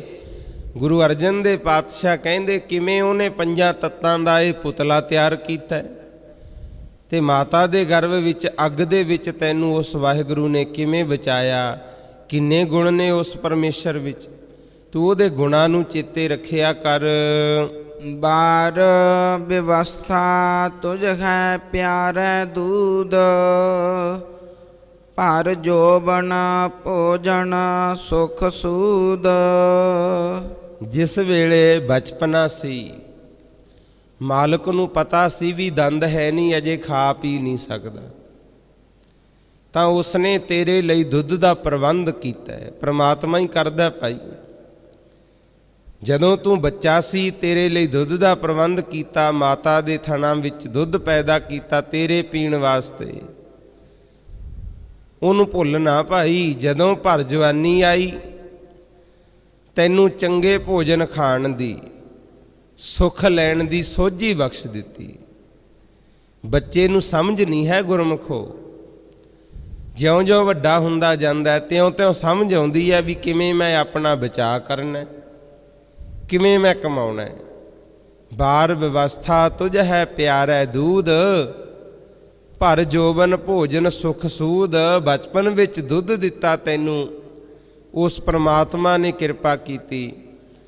ਭਰ ਜਵਾਨੀ ਵਿਖੇ ਚੰਗੇ ਭੋਜਨ ਖਾਣ ਦੀ, ਸੁਖ ਲੈਣ ਦੀ ਸੋਝੀ ਬਖਸ਼ ਦਿੱਤੀ ਹੈ। ਬਿਰਧ ਭਇਆ ਉਪਰ ਸਾਕ ਸੈਨ, ਮੁਖ ਅਪਿਆਓ ਬੈਠ ਕਉ ਦੈਨ। ਜਿਸ ਵੇਲੇ ਤੂੰ ਬੁੱਢਾ ਹੋਇਆ ਤੇਰੀ ਸੇਵਾ ਵਾਸਤੇ ਰਿਸ਼ਤੇਦਾਰ ਖੜੇ ਕੀਤੇ। ਆ ਜਿਹੜੇ ਸਕੇ ਸੰਬੰਧੀ ਬਣਾਏ ਗਏ, ਪਰਮਾਤਮਾ ਨੇ ਭਾਈ ਜਿਹੜੇ ਸੰਬੰਧ ਜੋੜੇ ਨੇ, ਪਾਤਸ਼ਾਹ ਕਹਿੰਦੇ ਤਾਂ ਹੀ ਪੈਦਾ ਹੋਏ ਨੇ, ਸੰਬੰਧ ਤਾਂ ਹੀ ਬਣੇ ਨੇ। ਜਦੋਂ ਤੂੰ ਬੁੱਢਾ ਹੋ ਗਿਆ ਤੇਰੀ ਸੇਵਾ ਵਾਸਤੇ ਰਿਸ਼ਤੇਦਾਰ ਸਾਕ ਸੰਬੰਧੀ ਖੜੇ ਕੀਤੇ। ਬਿਰਧ ਭਇਆ ਉੱਪਰ ਸਾਕ ਸੈਨ, ਮੁਖ ਅਪਿਆਓ ਬੈਠ ਕੋ ਦੈਨ। ਜਿਸ ਵੇਲੇ ਬੈਠੇ ਬਿਠਾਇਆ ਤੈਨੂੰ ਲੋੜ ਹੋਏਗੀ ਵੀ ਹੁਣ ਭੋਜਨ ਪਾਣੀ ਦੀ ਲੋੜ ਹੈ, ਤੂੰ ਖਾ ਨਹੀਂ ਸਕੇਗਾ। ਐਸਾ ਸਮਾਂ ਵੀ ਆਉਣਾ ਹੈ ਮੰਜੇ ਦੇ ਸਰਾਣੇ ਪਾਣੀ ਪਿਆ ਤੇ ਉਹ ਵੀ ਚੁੱਕ ਕੇ ਪੀਤਾ ਨਹੀਂ ਜਾਣਾ। ਆਉਣਾ ਇੱਕ ਦਿਨ ਐਸਾ ਸਮਾਂ ਭਾਈ, ਇਹ ਕੋਈ ਇੱਕ ਅੱਧੇ ਦੀ ਗੱਲ ਨਹੀਂ ਗੁਰਮੁਖੋ। ਜੋ ਬੱਚਾ ਹੈ ਉਹਨੇ ਜਵਾਨ ਹੋਣਾ, ਜੋ ਜਵਾਨ ਹੈ ਉਹਨੇ ਬੁੱਢਾ ਵੀ ਤੇ ਹੋਣਾ। ਪਾਤਸ਼ਾਹ ਕਹਿੰਦੇ ਉਸ ਸਮੇਂ ਵਾਸਤੇ ਆ ਜਿਹੜੇ ਸਕੇ ਸੰਬੰਧੀ ਮਿੱਤਰ ਦੋਸਤ ਬਣੇ ਨੇ, ਇਹ ਪ੍ਰਮਾਤਮਾ ਨੇ ਤਾਂ ਹੀ ਮੋਹ ਪਾਇਆ ਹੈ ਵੀ ਜਦੋਂ ਭਾਈ ਤੂੰ ਖਾ ਪੀ ਨਹੀਂ ਸਕੇਗਾ, ਪਲੰਘੇ ਤੇ ਲੇਟਿਆ ਹੋਏਗਾ, ਉਦੋਂ ਵੀ ਤੈਨੂੰ ਕੁਛ ਚਾਹੀਦਾ ਨਾ। ਤੇ ਆਪਣੇ ਜਿਹਦੇ ਨਾਲ ਆਪਣਾ ਪਿਆਰ ਹੈ ਨਹੀਂ, ਆਪਾਂ ਕਦੇ ਨਹੀਂ ਜਾਂਦੇ ਗੁਰਮੁਖ, ਕਦੇ ਨਹੀਂ ਜਾਂਦੇ। ਬਹੁਤ ਦੁਨੀਆ ਦੁਖੀ ਹੈ, ਸਾਰਿਆਂ ਦਾ ਆਪਾਂ ਖਿਆਲ ਨਹੀਂ ਕਰਦੇ। ਜਿਹਦੇ ਨਾਲ ਸਾਡਾ ਪ੍ਰੇਮ ਹੋਵੇ, ਮੋਹ ਹੋਵੇ ਥੋੜਾ ਬਹੁਤਾ, ਕਹਿੰਦੇ ਆ ਭਾਈ ਫਲਾਣਾ ਦੁਖੀ ਹੈ, ਚਲੋ ਪਾਣੀ ਦੀ ਘੁੱਟ ਤਾਂ ਪਾਇਆ ਆਈਏ। ਸੰਗਤ ਜੀ, ਇਹ ਮਾਲਕ ਨੇ ਜਿਹੜਾ ਮੋਹ ਪੈਦਾ ਕੀਤਾ ਹੈ, ਬਾਦਸ਼ਾਹ ਕਹਿੰਦੇ ਤਾਂ ਕੀਤਾ ਵੀ ਬੈਠੇ ਬਿਠਾਏ ਦੇ ਮੂੰਹ ਵਿੱਚ ਅਪਿਆਓ ਸ਼ਬਦ ਜਿਹੜਾ ਵਰਤਿਆ, ਮੁੱਖ ਅਪਿਆਓ, ਇਹ ਭੋਜਨ ਪਏ ਹੋਏ ਦੇ ਬੈਠੇ ਬਿਠਾਏ ਦੇ ਮੂੰਹ ਵਿੱਚ ਭੋਜਨ ਪਾ ਸਕਣ। ਘਰ ਬੈਠਿਆਂ ਹੀ ਤੈਨੂੰ ਛਕਣ ਵਾਸਤੇ ਕੁਝ ਲਿਆ ਕੇ ਦੇਣ। ਇਹ ਸੰਬੰਧ ਰਿਸ਼ਤੇਦਾਰ ਧੀਆਂ ਪੁੱਤਰ ਤਾਂ ਪੈਦਾ ਹੋਏ ਸੀ। ਪਰ ਦੇਖੋ ਸਤਿਗੁਰੂ ਤਾਂ ਸੋਝੀ ਦਿੰਦੇ ਐ। ਇਹਦਾ ਭਾਵ ਇਹ ਹੈ ਵੀ ਜਿਹੜੇ ਸਾਡੇ ਰਿਸ਼ਤੇ ਹੈ ਨਾ, ਇਹਨਾਂ ਦਾ ਮਤਲਬ ਇਹੀ ਹੈ ਵੀ ਇੱਕ ਦੂਜੇ ਦੀ ਮਦਦ ਕੀਤੀ ਜਾਵੇ। ਪਰ ਮਦਦ ਕਰਨ ਵਾਲੇ ਬਹੁਤ ਘੱਟ ਮਿਲਦੇ ਐ। ਸੰਗਤ ਜੀ, ਜ਼ਿਆਦਾਤਰ ਤਾਂ ਇੱਕ ਦੂਜੇ ਦੇ ਉੱਤੇ ਬੋਝ ਹੀ ਬਣੇ ਹੋਏ ਐ। ਬਸ ਐਸੇ ਪਰਿਵਾਰ, ਸੰਯੁਕਤ ਪਰਿਵਾਰ ਬਹੁਤ ਘੱਟ ਨੇ ਜਿਹੜੇ ਇੱਕ ਦੂਜੇ ਦਾ ਸਹਾਰਾ ਬਣ ਜਾਣ। ਤੇ ਪਾਤਸ਼ਾਹ ਕਹਿੰਦੇ ਭਾਈ ਬੁੱਢਾ ਹੋ ਗਿਆ, ਤੇਰੀ ਸੇਵਾ ਵਾਸਤੇ ਮਾਲਕ ਨੇ ਸਕੇ ਸੰਬੰਧੀ ਰਿਸ਼ਤੇਦਾਰ ਧੀਆਂ ਪੁੱਤਰ ਦਿੱਤੇ ਹਨ। ਇਹੋ ਨਿਰਗੁਣ ਗੁਣ ਕਛੂ ਨਾ ਬੂਝੈ, ਬਖਸ਼ ਲੇਖੋ ਤਉ ਨਾਨਕ ਸੀਜੈ। ਸਤਿਗੁਰੂ ਜੀ ਕਹਿੰਦੇ, ਹੇ ਪ੍ਰਭੂ, ਇਹ ਜੀਵ ਨਿਰਗੁਣ ਹੈ, ਗੁਣ ਨਹੀਂ ਕੋਈ। ਕਿੰਨੀ ਕਿਰਪਾ ਤੈਂ ਕੀਤੀ ਹੈ, ਪਰ ਇਹ ਨਿਰਗੁਣ ਜੀਵ ਸਮਝ ਹੀ ਨਹੀਂ ਰਿਹਾ। ਇਹੋ ਨਿਰਗੁਣ ਗੁਣ ਕਛੂ ਨਾ ਬੂਝੈ। ਇਹ ਨਿਰਗੁਣ ਹੈ ਜੀਵ, ਇਹ ਗੁਣਾਂ ਨੂੰ ਨਹੀਂ ਸਮਝਦਾ, ਗੁਣਾਂ ਦੀ ਮਾਲਕਾ ਕਦਰ ਨਹੀਂ ਕਰ ਰਿਹਾ। ਇਹ ਬਖਸ਼ ਲੇਹੋ ਤਉ ਨਾਨਕ ਸੀਜੈ। ਹੇ ਪ੍ਰਭੂ ਜੀਓ, ਜੇਕਰ ਆਪ ਬਖਸ਼ ਲਓਗੇ ਤਾਂ ਹੀ ਕਲਿਆਣ ਹੋਊਗੀ। ਸੀਜੈ ਤੋਂ ਭਾਵ ਹੈ ਕਲਿਆਣ, ਮੁਕਤੀ। ਇਹ ਬੰਧਨਾਂ ਤੋਂ ਮੁਕਤੀ, ਮੋਹ ਜਾਲ ਤੋਂ ਮੁਕਤੀ, 84 ਦੇ ਗੇੜ ਚੋਂ ਮੁਕਤੀ ਮਹਾਰਾਜ ਤਾਂ ਹੀ ਹੋਏਗੀ ਜੇ ਤੁਸੀਂ ਬਖਸ਼ ਹੀ ਲੈਵੋ। ਜਿਹੇ ਪ੍ਰਸਾਦ ਧਰ ਉਪਰ ਸੁਖ ਵਸ ਹੈ, ਸੁਤ ਭਰਾਤ ਮੀਤ ਬਣਤਾ ਸੰਗ ਹਸ ਹੈ। ਜਿਹੇ ਪ੍ਰਸਾਦ ਇੱਥੇ ਵਿਸ਼ਰਾਮ ਦੇਣਾ, ਧਰ ਉਪਰ ਸੁਖ ਵਸ ਹੈ। ਜਿਹੇ ਪ੍ਰਸਾਦ ਜਿਹਦੀ ਕਿਰਪਾ ਨਾਲ ਧਰਤੀ ਉੱਤੇ ਤੂੰ ਸੁਖੀ ਵਸ ਰਿਹਾ, ਸੁਤ ਭਰਾਤ ਮੀਤ ਬਨਤਾ ਸੰਗ ਹਸ ਹੈ। ਜਿਸ ਪ੍ਰਭੂ ਦੀ ਕਿਰਪਾ ਨਾਲ ਪੁੱਤਰਾਂ ਨਾਲ, ਭਰਾਵਾਂ ਨਾਲ, ਮਿੱਤਰਾਂ ਨਾਲ ਬਨਤਾ ਨਾਮ ਹੈ ਘਰ ਵਾਲੀ ਇਸਤਰੀ। ਘਰ ਵਾਲੀ ਇਸਤਰੀ ਦੇ ਨਾਲ ਤੂੰ ਹੱਸਦਾ ਖੇਡਦਾ ਭਾਈ, ਉਸ ਪ੍ਰਭੂ ਨੂੰ ਭੁੱਲੀ ਨਾ। ਯਾਦ ਕਰ ਕਿਹਦੀ ਕਿਰਪਾ ਨਾਲ ਧਰਤੀ ਤੇ ਸੁਖੀ ਵਸਦਾ, ਚੱਲਦਾ ਫਿਰਦਾ, ਕਮਾਉਣਾ, ਤੇ ਕਿਹਦੀ ਕਿਰਪਾ ਨਾਲ ਪਰਿਵਾਰ ਵਿੱਚ ਹੱਸ ਖੇਡ ਰਿਹਾ, ਇਹ ਚੇਤੇ ਰੱਖਿਆ ਕਰ। ਜਿਹੇ ਪ੍ਰਸਾਦ ਪੀਵਖੈ ਸੀਤਲ ਜਲਾ, ਸੁਖਦਾਈ ਪਵਨ ਪਾਵਕ ਅਮੁੱਲਾ। ਜਿਸ ਪ੍ਰਭੂ ਦੀ ਕਿਰਪਾ ਨਾਲ ਤੂੰ ਸੀਤਲ ਜਲ ਕਹੀਏ ਠੰਡਾ ਪਾਣੀ, ਜਿਹਦੀ ਕਿਰਪਾ ਨਾਲ ਤੂੰ ਠੰਡਾ ਪਾਣੀ ਪੀ ਰਿਹਾ ਹੈ, ਜਿਸ ਦੀ ਕਿਰਪਾ ਨਾਲ ਪਵਨ ਕਹੀਏ ਹਵਾ, ਪਾਵਕ ਕਹੀਏ ਅੱਗ, ਤੇ ਅਮੁੱਲਾ ਕਹੀਏ ਜਿਹਦਾ ਮੁੱਲ ਨਾ ਪਾਇਆ ਜਾ ਸਕੇ। ਕਹਿੰਦੇ ਯਾਦ ਕਰ ਕਿਸ ਵਾਹਿਗੁਰੂ ਦੀ ਕਿਰਪਾ ਨਾਲ ਹਵਾ ਤੇ ਪਾਣੀ ਮਿਲ ਰਿਹਾ ਹੈ, ਅਮੁੱਲ ਹੈ ਗੁਰਮੁਖੋ। ਨਾ ਤਾਂ ਇਹ ਚੀਜ਼ਾਂ ਮੁੱਕਦੀਆਂ। ਦੇਖੋ ਦੋ ਚੀਜ਼ਾਂ ਜ਼ਰੂਰੀ ਨੇ। ਹਵਾ ਇਹ ਆਪਾਂ ਨੂੰ ਮੁੱਲ ਤਾਂ ਨਹੀਂ ਲੈਣੀ ਪੈਂਦੀ, ਕਿੰਨੀ ਕਿਰਪਾ ਮਾਲਕ ਨੇ ਕੀਤੀ ਹੈ। ਤੇ ਪਾਣੀ ਵੀ ਹੈ ਗੁਰਮੁਖੋ, ਇਹ ਮੁੱਲ ਨਹੀਂ ਲੈਣਾ ਪੈਂਦਾ। ਪਰ ਸਾਡੀਆਂ ਗਲਤੀਆਂ ਕਰਕੇ, ਸਾਡੀ ਬੇਕਦਰੀ ਕਰਕੇ ਹੋ ਸਕਦਾ ਅਸੀਂ ਕੁਦਰਤ ਨੂੰ ਨਹੀਂ ਬਖਸ਼ਦੇ ਨਾ, ਇਹਦੇ ਕਰਕੇ ਲੈਣਾ ਪੈ ਜੇ ਗੁਰਮੁਖ। ਸਤਿਗੁਰੂ ਮਹਾਰਾਜ ਕਿਰਪਾ ਕਰਦੇ ਐ ਭਾਈ, ਉਸ ਮਾਲਕ ਨੂੰ ਯਾਦ ਰੱਖ ਤੇ ਮਾਲਕ ਦੀ ਬਣਾਈ ਹੋਈ ਕੁਦਰਤ ਦਾ ਸਤਿਕਾਰ ਕਰ, ਕਿਉਂਕਿ ਹਰ ਇੱਕ ਵਿੱਚ ਪ੍ਰਮਾਤਮਾ ਦੀ ਅੰਸ਼ ਹੈ, ਪ੍ਰਮਾਤਮਾ ਦਾ ਵਸ ਹੈ। ਕੁਦਰਤ ਦਾ ਤੇ ਕਾਦਰ ਦਾ ਸਤਿਕਾਰ ਕਰ। ਉਹਨੇ ਕਿਰਪਾ ਕੀਤੀ, ਠੰਡਾ ਪਾਣੀ ਪੀਣ ਨੂੰ ਮਿਲ ਰਿਹਾ ਹੈ, ਤੇ ਮੁੱਲ ਤੋਂ ਬਗੈਰ ਸਾਹ ਆ ਰਹੇ ਨੇ, ਹਵਾ ਮਿਲ ਰਹੀ ਹੈ, ਅੱਗ ਵੀ ਮਿਲ ਰਹੀ ਹੈ। ਸਾਡੇ ਸਰੀਰ ਅੰਦਰ ਗੁਰਮੁਖੋ 4 ਪ੍ਰਕਾਰ ਦੀ ਅੱਗ ਹੈ ਦੁਨੀਆ ਦੇ ਵਿੱਚ। ਸੂਰਜ ਵੀ ਤੇ ਅੱਗ ਹੀ ਦਿੰਦਾ ਹੈ। ਜੇ ਸੂਰਜ ਨਾ ਹੋਵੇ ਤਾਂ ਸ਼ਾਇਦ ਕੁਛ ਵੀ ਨਾ ਹੋਵੇ ਗੁਰਮੁਖੋ। ਸਤਿਗੁਰੂ ਮਹਾਰਾਜ ਸੱਚੇ ਪਾਤਸ਼ਾਹ ਕਹਿੰਦੇ ਨੇ ਕਿ ਜਿਸ ਪ੍ਰਭੂ ਦੀ ਕਿਰਪਾ ਨਾਲ ਅੱਗ ਮਿਲ ਰਹੀ ਹੈ, ਹਵਾ ਮਿਲ ਰਹੀ ਹੈ, ਪਾਣੀ ਮਿਲ ਰਿਹਾ ਭਾਈ, ਤੂੰ ਉਸ ਵਾਹਿਗੁਰੂ ਨੂੰ ਚੇਤੇ ਕਰਿਆ ਕਰ, ਉਹਨੂੰ ਭੁੱਲ ਨਾ ਜਾਵੀਂ। ਜਿਹੇ ਪ੍ਰਸਾਦ ਭੋਗ ਹੈ ਸਭ ਰਸਾ, ਸਗਲ ਸਮਗਰੀ ਸੰਗ ਸਾਥ ਵਸਾ। ਜਿਸ ਦੀ ਕਿਰਪਾ ਨਾਲ, ਪ੍ਰਸਾਦ ਤੋਂ ਭਾਵ ਹੈ ਬਖਸ਼ਿਸ਼, ਕਿਰਪਾ। ਜਿਸ ਪ੍ਰਭੂ ਦੀ ਬਖਸ਼ਿਸ਼ ਨਾਲ, ਕਿਰਪਾ ਨਾਲ ਤੂੰ ਦੁਨੀਆ ਦੇ ਸਾਰੇ ਰਸ ਭੋਗ ਰਿਹਾ ਹੈ, ਸਾਰੀਆਂ ਸਮੱਗਰੀਆਂ ਦੇ ਨਾਲ ਸੁਖੀ ਵਸ ਰਿਹਾ ਹੈ। ਸਗਲ ਸਮੱਗਰੀ ਸੰਗ ਸਾਥ ਵਸਾ। ਕਿੰਨੀ ਸਮੱਗਰੀ ਮਾਲਕ ਨੇ ਦਿੱਤੀ ਹੈ, ਤੂੰ ਦੁਨੀਆਦਾਰੀ ਦੇ ਵਿੱਚ ਰਹਿੰਦਾ ਹੋਇਆ ਸੁੱਖ ਮਾਣਦਾ ਹੈ। ਸਗਲ ਸਮੱਗਰੀ ਤੇਰੇ ਕੋਲ ਹੈ ਔਰ ਸੁਖੀ ਵਸ ਰਿਹਾ ਹੈ। ਦੀਨੇ ਹਸਤ ਪਾਵ ਕਰਨ ਨੇਤਰ ਰਸਨਾ, ਤਿਸ ਹੈ ਤਿਆਗ ਅਵਰ ਸੰਗ ਰਚਨਾ। ਪਾਤਸ਼ਾਹ ਕਹਿੰਦੇ ਪ੍ਰਭੂ ਨੇ ਦਿੱਤੇ ਨੇ। ਕੀ ਕੁਛ ਦਿੱਤਾ ਹੈ? ਹਸਤ ਕਹੀਏ ਹੱਥ ਦਿੱਤੇ, ਪੈਰ ਵੀ ਦਿੱਤੇ, ਕੰਨ ਵੀ ਦਿੱਤੇ, ਨੇਤਰ ਕਹੀਏ ਅੱਖਾਂ ਵੀ ਦਿੱਤੀਆਂ, ਜੀਭ ਵੀ ਦਿੱਤੀ ਹੈ। ਪੈਰ ਦਿੱਤੇ, ਹੱਥ ਦਿੱਤੇ, ਕੰਨ ਦਿੱਤੇ, ਅੱਖਾਂ ਦਿੱਤੀਆਂ ਤੇ ਜੀਭ ਦਿੱਤੀ। ਇੰਦਰੇ ਦਿੱਤੇ ਨੇ ਸਾਰੇ, ਤੇ ਜੇ ਉਸ ਦੇਣ ਵਾਲੇ ਮਾਲਕ ਨੂੰ ਭੁੱਲ ਕੇ ਤੂੰ ਹੋਰਾਂ ਦੇ ਅੱਗੇ ਝੁਕਦਾ ਫਿਰੇ, ਮਾਲਕ ਨੂੰ ਯਾਦ ਨਾ ਕਰੇ, ਸਿਰਫ ਰਸਾਂ ਵਿੱਚ ਹੀ ਲੱਗਿਆ ਰਹੇ, ਫਿਰ ਤਾਂ ਭਾਈ ਬਹੁਤ ਮਾੜੀ ਗੱਲ ਹੈ। ਇਹ ਮਾਲਕ ਨੇ ਦਾਤਾਂ ਦਿੱਤੀਆਂ, ਸਾਨੂੰ ਚਾਹੀਦਾ ਭਾਈ ਉਸ ਪ੍ਰਭੂ ਨੂੰ ਯਾਦ ਕਰੀਏ।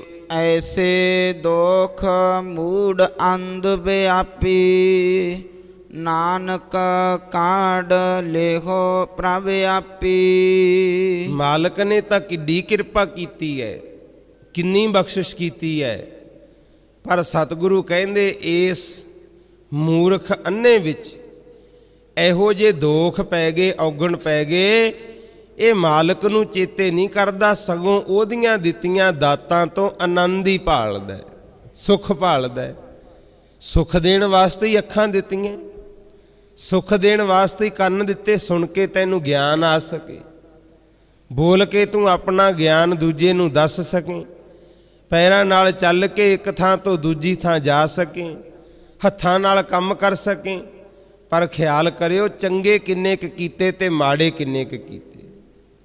ਜਿੱਦੇ ਤੋਂ ਸਮਝ ਆਈ ਉਹਦੇ ਤੋਂ ਹੁਣ ਤੱਕ ਜੇ ਵੇਖਾਂਗੇ ਗੁਰਮੁਖੋ, ਗੁਣ ਵਾਲੇ ਤਾਂ ਬੜੇ ਥੋੜੇ, ਔਗਣਾਂ ਵਾਲੇ ਬਹੁਤ ਜ਼ਿਆਦਾ। ਗੁਰਮੁਖੋ ਹੈ ਗੁਣ ਔਗਣ ਸਭ ਮਹਿ, ਇਨ ਵਿਨ ਜੰਤ ਨਾ ਕੋਏ। ਸਾਰ ਕਿਤਾਬਲੀ ਦਾ ਕਰਤਾ ਕਹਿੰਦਾ ਗੁਣ ਔਗਣ ਸਾਰਿਆਂ ਵਿੱਚ ਨੇ, ਪਰ ਵਿਚਾਰ ਕਰਕੇ ਦੇਖ ਕਿਤੇ ਗੁਣ ਕਿੰਨੇ ਕਹੇ ਤੇ ਔਗਣ ਕਿੰਨੇ ਕਹੇ।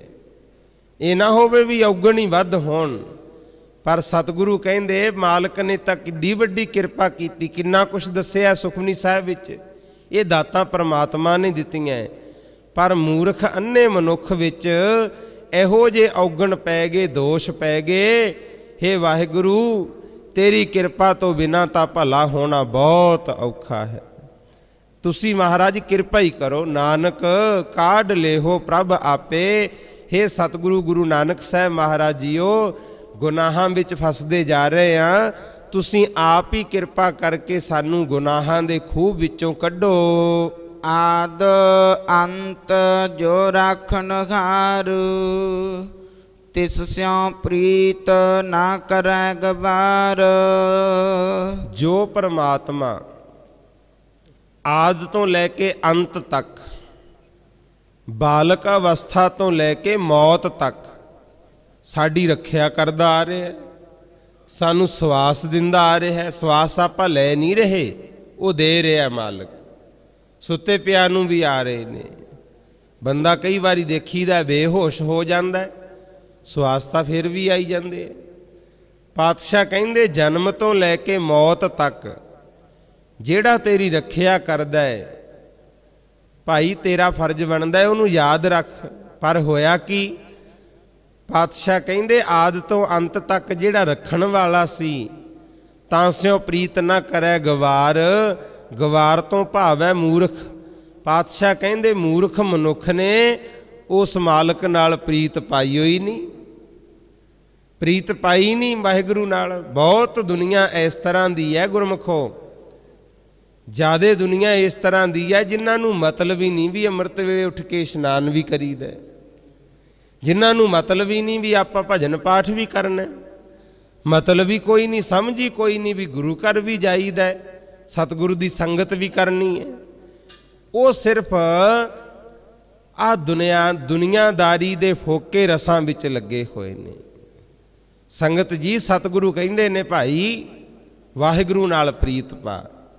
ਕਈਆਂ ਨੇ ਮਾਇਆ ਨਾਲ ਪ੍ਰੀਤ ਪਾ ਲਈ, ਕਿਸੇ ਨੇ ਨਿੰਦਾ ਚੁਗਲੀ ਨਾਲ ਪਾ ਲਈ, ਕਿਸੇ ਨੇ ਨਸ਼ਿਆਂ ਨਾਲ ਪਾ ਲਈ। ਗੁਰਮੁਖ ਗੁਰੂ ਨਾਲ ਪ੍ਰੀਤ ਕਰਨ ਵਾਲੇ ਜਿਹੜੇ ਹਨ ਉਹਨਾਂ ਨੂੰ ਤਾਂ ਭਾਈ ਸਿਰ ਝੁਕਦਾ ਹੈ। ਮਹਾਰਾਜ ਕਹਿੰਦੇ ਬਲਿਹਾਰ ਜਾਂਦੇ ਹਾਂ ਅਸੀਂ, ਪਰ ਬਹੁਤਾਤ ਉਹਨਾਂ ਲੋਕਾਂ ਦੀ ਹੈ, ਮੂਰਖ ਕਿਹਾ ਮਹਾਰਾਜ ਨੇ। ਜਿਹੜਾ ਵਾਹਿਗੁਰੂ ਨਾਲ ਪ੍ਰੀਤ ਨਹੀਂ ਕਰਦਾ ਉਹ ਭਾਈ ਮੂਰਖ ਹੀ ਦੱਸਿਆ ਹੈ। ਜਾ ਕੀ ਸੇਵਾ ਨਵ ਨਿਧ ਪਾਵੈ, ਤਾਂ ਸਿਉ ਮੂੜਾ ਮਨ ਨਹੀਂ ਲਾਵੈ।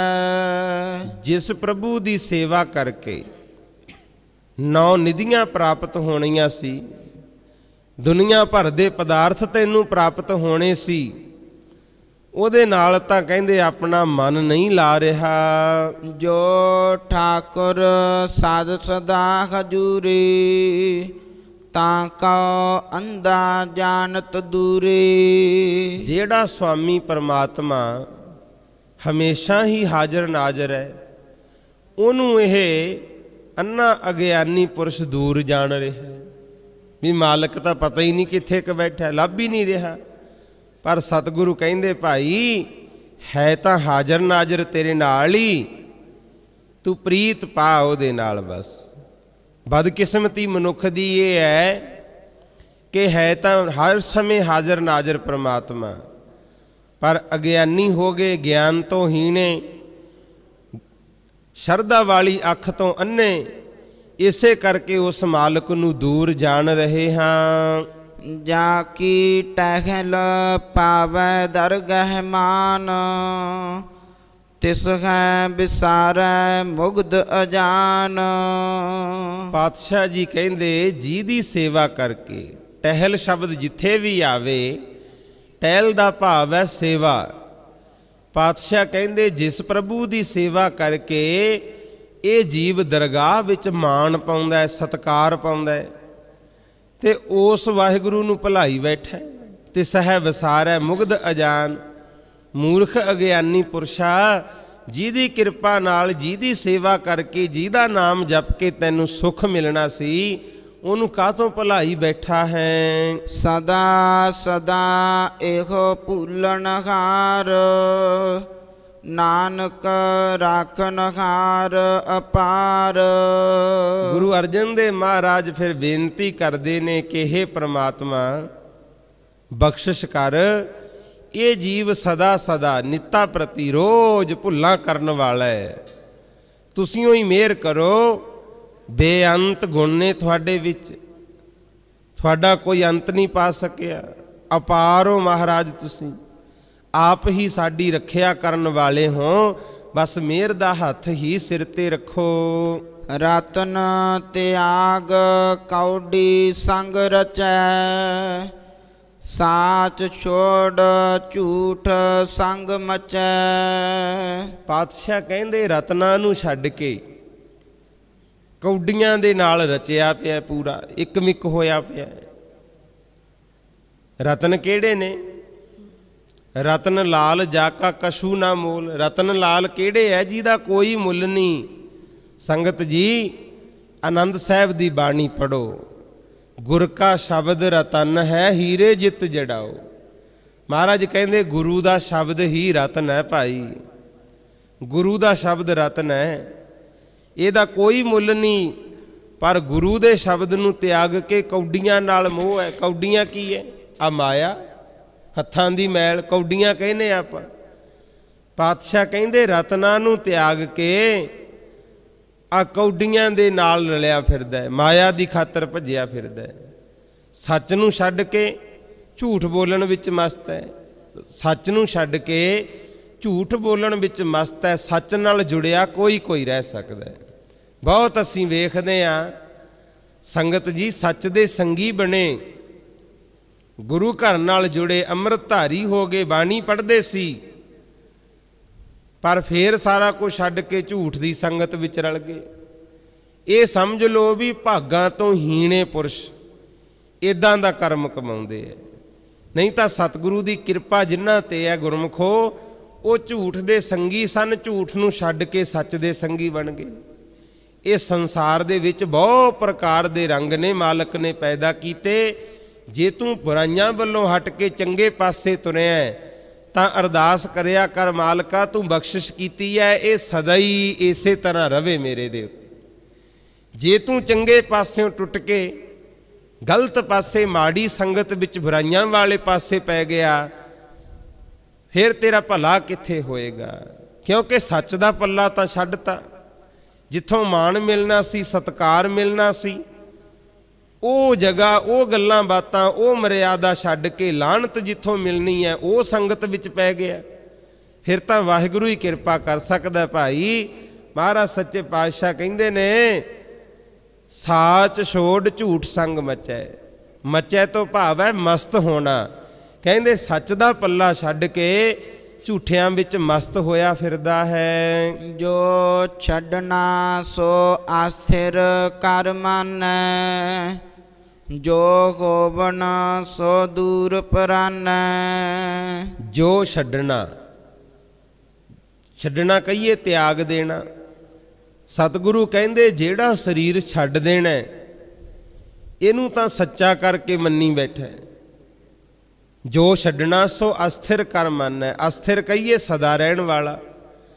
ਪਾਤਸ਼ਾਹ ਕਹਿੰਦੇ ਜਿਹੜੀ ਚੀਜ਼ ਦਾ ਪਤਾ ਹੈ ਵੀ ਇਹ ਮੇਰੀ ਨਹੀਂ ਬਣਨੀ, ਇੱਕ ਦਿਨ ਇਹਨੂੰ ਛੱਡ ਦੇਣਾ, ਉਹਨੂੰ ਤਾਂ ਮੰਨੀ ਬੈਠਾ ਵੀ ਬਸ ਇਹੀ ਹੈ ਸਭ ਕੁਝ, ਇਸੇ ਲਈ ਕਰਨਾ ਜੋ ਕਰਨਾ। ਪਰ ਪਾਤਸ਼ਾਹ ਕਹਿੰਦੇ ਜੋ ਹੋਣ ਵਾਲਾ ਉਹਨੂੰ ਪਛਾਣ ਨਹੀਂ ਰਿਹਾ। ਕੀ ਹੋਣ ਵਾਲਾ? ਮੌਤ ਹੋਣ ਵਾਲੀ ਹੈ ਗੁਰਮੁਖ। ਮੌਤ ਯਕੀਨੀ ਹੈ। ਆਪਾਂ ਸਾਰੇ ਜਿੰਨੇ ਪੈਦਾ ਹੋਏ ਆ ਨਾ, ਮੌਤ ਇੱਕ ਦਿਨ ਹੋਣੀ ਹੋਣੀ ਹੈ ਗੁਰਮੁਖ। ਇਹ ਸਰੀਰ ਦਾ ਸਾਨੂੰ ਪਤਾ ਹੈ ਵੀ ਇਹਨੇ ਸਾਡਾ ਨਹੀਂ ਬਣਨਾ, ਇਹਨੂੰ ਛੱਡ ਦੇਣਾ ਇੱਕ ਦਿਨ, ਪਰ ਇਹਨੂੰ ਮੰਨਦਾ ਕੋਈ ਹੈ ਗੱਲ ਨੂੰ। ਜਿਹਨੂੰ ਸਮਝ ਆ ਗਈ ਵੀ ਇਹ ਸਰੀਰ ਸਾਡਾ ਨਹੀਂ ਬਣਨਾ, ਇਹਨੂੰ ਛੱਡ ਦੇਣਾ, ਮੌਤ ਹੋਣੀ ਹੈ, ਜਿਹਨੂੰ ਇਸ ਗੱਲ ਦੀ ਸਮਝ ਪੈ ਗਈ ਉਹ ਗੁਰਮੁਖੋ ਬਹੁਤੇ ਆਰਾਮ ਦੀ ਜ਼ਿੰਦਗੀ ਨਹੀਂ ਜਿਉਂਦੇ। ਸੀਨੇ ਖਿੱਚ ਜਿਨ੍ਹਾਂ ਨੇ ਖਾਧੀ ਉਹ ਕਰ ਆਰਾਮ ਨਹੀਂ ਬਹਿੰਦੇ। ਉਹ ਸਵੇਰੇ ਹੀ ਉਠਾਉਣਗੇ ਸਰੀਰ ਨੂੰ, ਉੱਠ ਮਨਾ, ਇਸ਼ਨਾਨ ਕਰ, ਭਜਨ ਕਰ, ਕਿਉਂਕਿ ਪਤਾ ਹੈ ਵੀ ਸਰੀਰ ਸਾਡਾ ਨਹੀਂ ਬਣਨਾ, ਇਹਨੂੰ ਛੱਡ ਦੇਣਾ।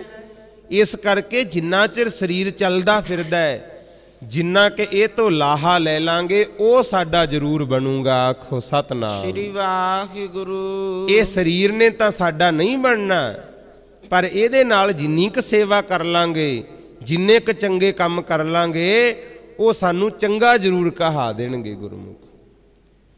ਜਦੋਂ ਪਤਾ ਹੈ ਵੀ ਇਹ ਸਰੀਰ ਨੇ ਨਹੀਂ ਰਹਿਣਾ, ਸਾਡਾ ਨਹੀਂ ਬਣਨਾ, ਫਿਰ ਭਾਈ ਜਿੰਨਾ ਕੁ ਭਲਾ ਹੋ ਸਕਦਾ ਹੈ, ਜਿੰਨਾ ਕੁ ਦਾਨ ਪੁੰਨ ਹੋ ਸਕਦਾ ਹੈ, ਗੁਰੂ ਦੀ ਸੰਗਤ ਹੋ ਸਕਦੀ ਹੈ, ਜ਼ਰੂਰ ਕਰਨੀ ਚਾਹੀਦੀ ਹੈ। ਛੋੜ ਜਾਏ ਤਿਸ ਕਾ ਸ਼ਰਮ ਕਰੈ, ਸੰਗ ਸਹਾਈ ਤਿਸ ਪਰ ਹਰੈ। ਛੋੜ ਜਾਏ ਤਿਸ ਕਾ ਸ਼ਰਮ ਕਰੈ। ਪਾਤਸ਼ਾਹ ਕਹਿੰਦੇ ਜਿਸ ਮਾਇਆ ਨੂੰ ਇੱਥੇ ਹੀ ਛੱਡ ਜਾਣਾ। ਪਹਿਲਾਂ ਤਾਂ ਸਰੀਰ ਦੀ ਗੱਲ ਕੀਤੀ ਨਾ, ਹੁਣ ਮਾਇਆ ਦੀ ਗੱਲ ਕੀਤੀ ਹੈ। ਜਿਸ ਮਾਇਆ ਨੂੰ ਵੀ ਇੱਥੇ ਹੀ ਛੱਡ ਕੇ ਚਲੇ ਜਾਣਾ, ਉਹਦੇ ਵਾਸਤੇ ਤਾਂ ਕਸ਼ਟ ਸਹਾਰਦਾ ਫਿਰਦਾ ਹੈ। ਛੋੜ ਜਾਏ ਤਿਸ ਕਾ ਸ਼ਰਮ ਕਰੈ। ਸ਼ਰਮ ਤੋਂ ਭਾਵ ਹੈ ਕਸ਼ਟ ਸਹਾਰਨਾ। ਜਿਹੜੀ ਮਾਇਆ ਨੂੰ ਇੱਥੇ ਹੀ ਛੱਡ ਜਾਣਾ, ਉਹਦੇ ਲਈ ਤਾਂ ਬਹੁਤ ਕਸ਼ਟ ਸਹਾਰਦਾ ਫਿਰਦਾ ਹੈ। ਸੰਗ ਸਹਾਈ ਤਿਸ ਪਰ ਹਰੈ। ਜਿਹਨੇ ਅੰਗ ਸੰਗ ਹੋ ਕੇ ਸਹਾਇਤਾ ਕਰਨੀ ਸੀ, ਉਹਨੂੰ ਇਸ ਜੀਵ ਨੇ ਭਾਈ ਛੱਡ ਦਿੱਤਾ ਹੈ। ਪਰ ਹਰੈ ਤੋਂ ਭਾਵ ਹੈ ਪਰੇ ਕਰ ਦੇਣਾ। ਕਿੱਡੀ ਵੱਡੀ ਗੱਲ ਸਤਿਗੁਰੂ ਜੀ ਸਮਝਾ ਰਹੇ ਨੇ। ਜਿਹੜੀ ਮਾਇਆ ਨੇ ਸਾਡਾ ਸਾਥ ਛੱਡ ਦੇਣਾ ਹੈ, ਆਪਾਂ ਮਾਇਆ ਨੂੰ ਛੱਡ ਕੇ ਚਲੇ ਜਾਣਾ ਹੈ, ਉਹਦੇ ਵਾਸਤੇ ਤਾਂ ਕਸ਼ਟ ਸਹਾਰੀ ਜਾਂਦੇ ਆ। ਪਰ ਜਿਸ ਪ੍ਰਭੂ ਨੇ ਅੰਗ ਸੰਗ ਹੋ ਕੇ ਸਹਾਇਤਾ ਕਰਨੀ ਹੈ, ਉਹਨੂੰ ਭਾਈ ਜੀਵ ਭਲਾਈ ਫਿਰਦਾ, ਪਰੇ ਕਰੀ ਫਿਰਦਾ, ਫਿਰ ਭਲਾ ਕਿਵੇਂ ਹੋਵੇ। ਪਾਤਸ਼ਾਹ ਸੱਚੇ ਪਾਤਸ਼ਾਹ ਕਹਿੰਦੇ ਮਨੁੱਖ ਦੀ ਰੀਤੀ ਭਾਈ ਐਸੀ ਬਣਦੀ ਜਾ ਰਹੀ ਹੈ। ਚੰਦਨ ਲੇਪ ਉਤਾਰੈ ਧੋਈ, ਗਰ ਧਵ ਪ੍ਰੀਤ ਭਸਮ ਸੰਗ ਹੋਏ। ਇਹਨੂੰ ਗਰ ਧੱਬ ਨਹੀਂ ਕਹਿਣਾ ਗੁਰਮੁਖੋ, ਗਰਦਵ। ਗਰਦਵ ਪ੍ਰੀਤ ਭਸਮ ਸੰਗ ਹੋਏ। ਗਰਦਵ ਨਾਮ ਹੈ ਗਧੇ ਦਾ। ਪਾਤਸ਼ਾਹ ਕਹਿੰਦੇ ਜਿਵੇਂ ਗਧੇ ਨੂੰ ਕੋਈ ਚੰਦਨ ਦਾ ਲੇਪ ਕਰੇ ਤਾਂ ਗਧਾ ਉਹਦੀ ਕਦਰ ਨਹੀਂ ਕਰਦਾ, ਮਿੱਟੀ 'ਚ ਹੀ ਲਿਟ ਕੇ ਫੇਰ ਉਤਾਰ ਲੈਂਦਾ। ਗਰਦਵ ਲੇਪ ਉਤਾਰੈ ਧੋਏ। ਗਧੇ ਨੂੰ ਚੰਦਨ ਦਾ ਵੀ ਲੇਪ ਕਰ ਦਈਏ, ਚੰਦਰ 'ਚ ਲਵੇੜ ਕੇ ਛੱਡ ਦਿਓ, ਪਰ ਉਹਨੇ ਕੀ ਕਰਨਾ, ਮਿੱਟੀ 'ਚ ਲਿਟ ਕੇ ਉਹਨੂੰ ਵੀ ਲਾਹ ਦੇਣਾ, ਉਤਾਰ ਦੇਣਾ। ਕਿਉਂਕਿ ਗਧੇ ਦੀ ਪ੍ਰੀਤ ਹੈ ਜਿਹੜੀ, ਉਹ ਤਾਂ ਭਾਈ ਭਸਮ ਨਾਲ ਹੈ, ਮਿੱਟੀ ਘੱਟੇ ਨਾਲ ਹੈ, ਸੁਆਹ ਨਾਲ ਹੈ, ਖੇ ਨਾਲ ਹੈ। ਗਰਦਵ ਪ੍ਰੀਤ ਭਸਮ ਸੰਗ ਹੋਏ। ਪਾਤਸ਼ਾਹ ਕਹਿੰਦੇ ਸੁਆਹ ਨਾਲ ਗਧੇ ਦੀ ਪ੍ਰੀਤ ਹੈ। ਜਿੰਨਾ ਮਰਜੀ ਉਹਨੂੰ ਨਵਾਈ ਜਾਓ, ਚੰਦਨ ਅਤਰ ਛਿੜਕ ਦੋ, ਜਦੋਂ ਛੱਡੋਗੇ ਉਹਨੇ ਲਿਟਣਾ ਹੀ ਹੁੰਦਾ। ਸਤਿਗੁਰੂ ਜੀ ਕਹਿੰਦੇ ਇਸੇ ਤਰ੍ਹਾਂ ਭਾਈ ਮਨੁੱਖ ਦਾ ਹਾਲ ਹੁੰਦਾ ਜਾ ਰਿਹਾ ਹੈ। ਮਾੜੀ ਸੰਗਤ, ਕਾਮ ਵਾਸਨਾ, ਮਾਇਆ, ਇਹਨਾਂ ਕਾਰਜਾਂ ਵਿੱਚ ਤਾਂ ਫਸਿਆ ਫਿਰਦਾ ਹੈ ਤੇ ਵਾਹਿਗੁਰੂ ਪਰਮੇਸ਼ਰ ਨੂੰ ਚੇਤੇ ਨਹੀਂ ਕਰ ਰਿਹਾ। ਅੰਧ ਕੂਪ ਮਹਿ ਪਤਤ ਬਿਕਰਾਲ, ਨਾਨਕ ਕਾਢ ਲੇਖੋ ਪ੍ਰਭ ਦਇਆਲ। ਅੰਧ ਕੂਪ ਮਹਿ, ਕੂਪ ਕਹੀਏ ਖੂਹ, ਅੰਧ ਕਹੀਏ ਅੰਧਾ। ਮਹਾਰਾਜ ਕਹਿੰਦੇ ਅੰਨਾ ਖੂਹ, ਅੰਨਾ ਖੂਹ ਉਹਨੂੰ ਕਿਹਾ ਜਾਂਦਾ ਜਿਹਦੇ ਵਿੱਚ ਕੁਛ ਦਿਖਾਈ ਨਾ ਦਿੰਦਾ ਹੋਵੇ। ਪਾਤਸ਼ਾਹ ਕਹਿੰਦੇ ਸੰਸਾਰ ਅੰਨੇ ਖੂਹ ਵਿੱਚ ਪਤਤ ਹੋ ਕੇ ਮਨੁੱਖ ਡਿੱਗ ਰਹੇ ਨੇ। ਸੰਸਾਰ ਰੂਪੀ ਭਿਆਨਕ ਅੰਨੇ ਖੂਹ ਵਿੱਚ, ਬਿਕਰਾਲ ਸ਼ਬਦ ਹੈ ਜਿਹੜਾ, ਬਿਕਰਾਲ ਤੋਂ ਭਾਵ ਹੁੰਦਾ ਬਹੁਤ ਭਿਆਨਕ, ਡਰਾਉਣਾ। ਕਹਿੰਦੇ ਭਿਆਨਕ ਅੰਨੇ ਖੂਹ ਸੰਸਾਰ ਵਿੱਚ ਇਹ ਜੀਵ ਪਤਤ ਹੋ ਕੇ ਡਿੱਗ ਰਿਹਾ ਹੈ, ਗੰਦਾ ਹੋ ਕੇ, ਮਾੜਾ ਹੋ ਰਿਹਾ ਦਿਨੋਂ ਦਿਨ। ਤੇ ਸਤਿਗੁਰੂ ਜੀਓ ਤੁਸੀਂ ਕਿਰਪਾ ਕਰੋ, ਬੜੇ ਦਿਆਲੂ ਹੋ।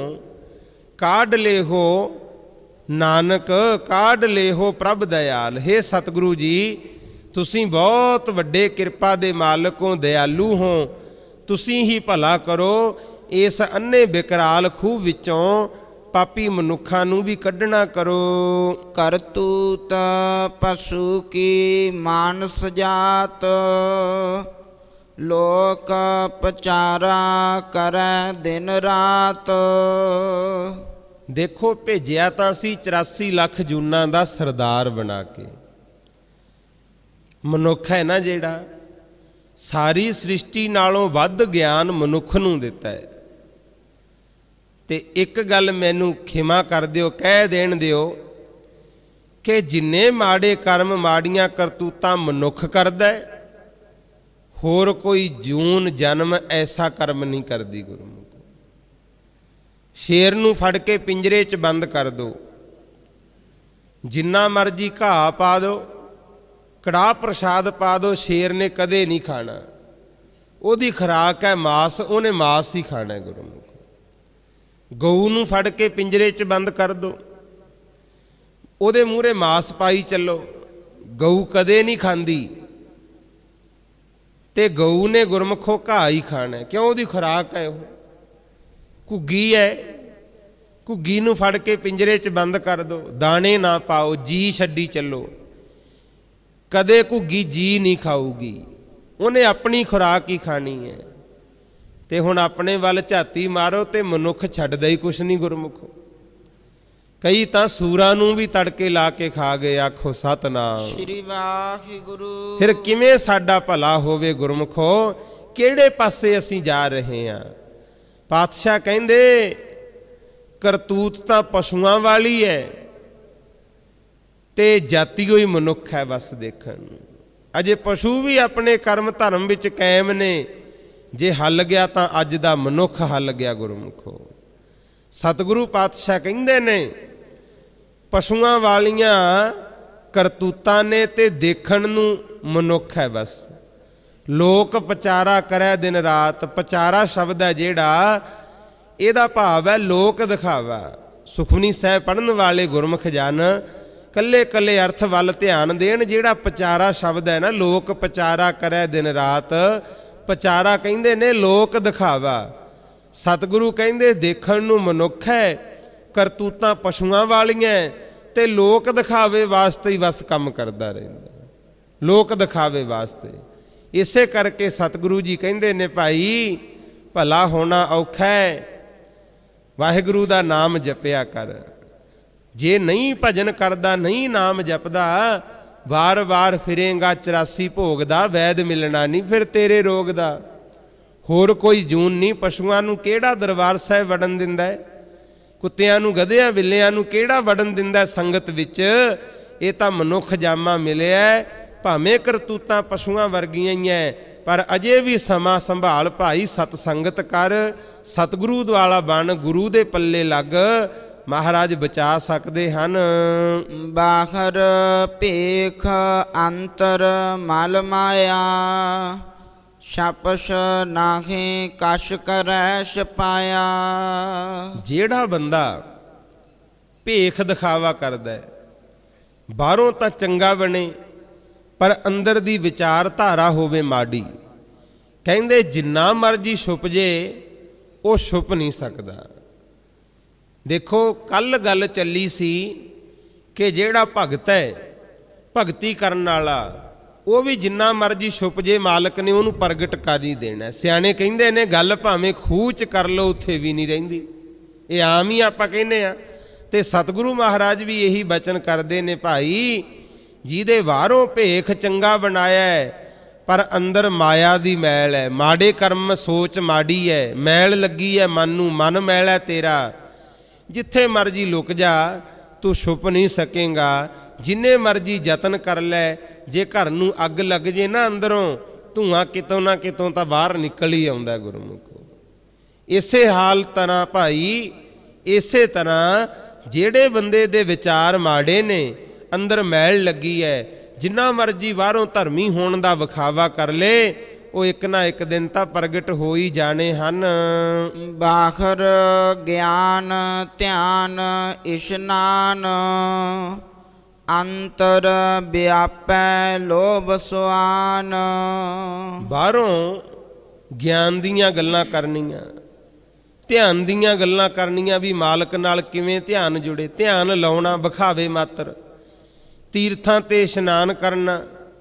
ਇਸ ਤਰ੍ਹਾਂ ਕਰਦਾ ਜਿਹੜਾ ਬੰਦਾ, ਪਰ ਅੰਦਰ ਹਿਰਦੇ ਦੇ ਵਿੱਚ ਪਾਤਸ਼ਾਹ ਕਹਿੰਦੇ ਅੰਤਰ ਵਿਆਪੈ ਲੋਭ ਸੁਆਨ, ਅੰਦਰ ਹਿਰਦੇ ਦੇ ਵਿੱਚ ਲੋਭ ਰੂਪੀ ਕੁੱਤਾ ਵੜਿਆ ਬੈਠਾ ਹੈ। ਸੁਆਨ ਸੰਸਕ੍ਰਿਤ ਵਿੱਚ ਕੁੱਤੇ ਨੂੰ ਕਹਿੰਦੇ ਨੇ।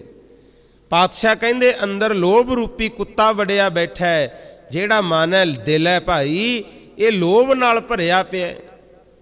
ਜਦੋਂ ਬੰਦੇ ਦਾ ਸਬਰ ਸੰਤੋਖ ਹੱਲ ਜੇ, ਲੋਭ ਵੱਧਦਾ ਹੈ, ਤਾਂ ਗੁਰਮੁਖ ਪਿਆਰਿਓ ਹਲਕੇ ਕੁੱਤੇ ਵਰਗਾ ਹੋ ਜਾਂਦਾ। ਲੋਭੀ ਦੀ ਤੁਲਨਾ ਹਲਕੇ ਕੁੱਤੇ ਨਾਲ ਕੀਤੀ ਹੈ।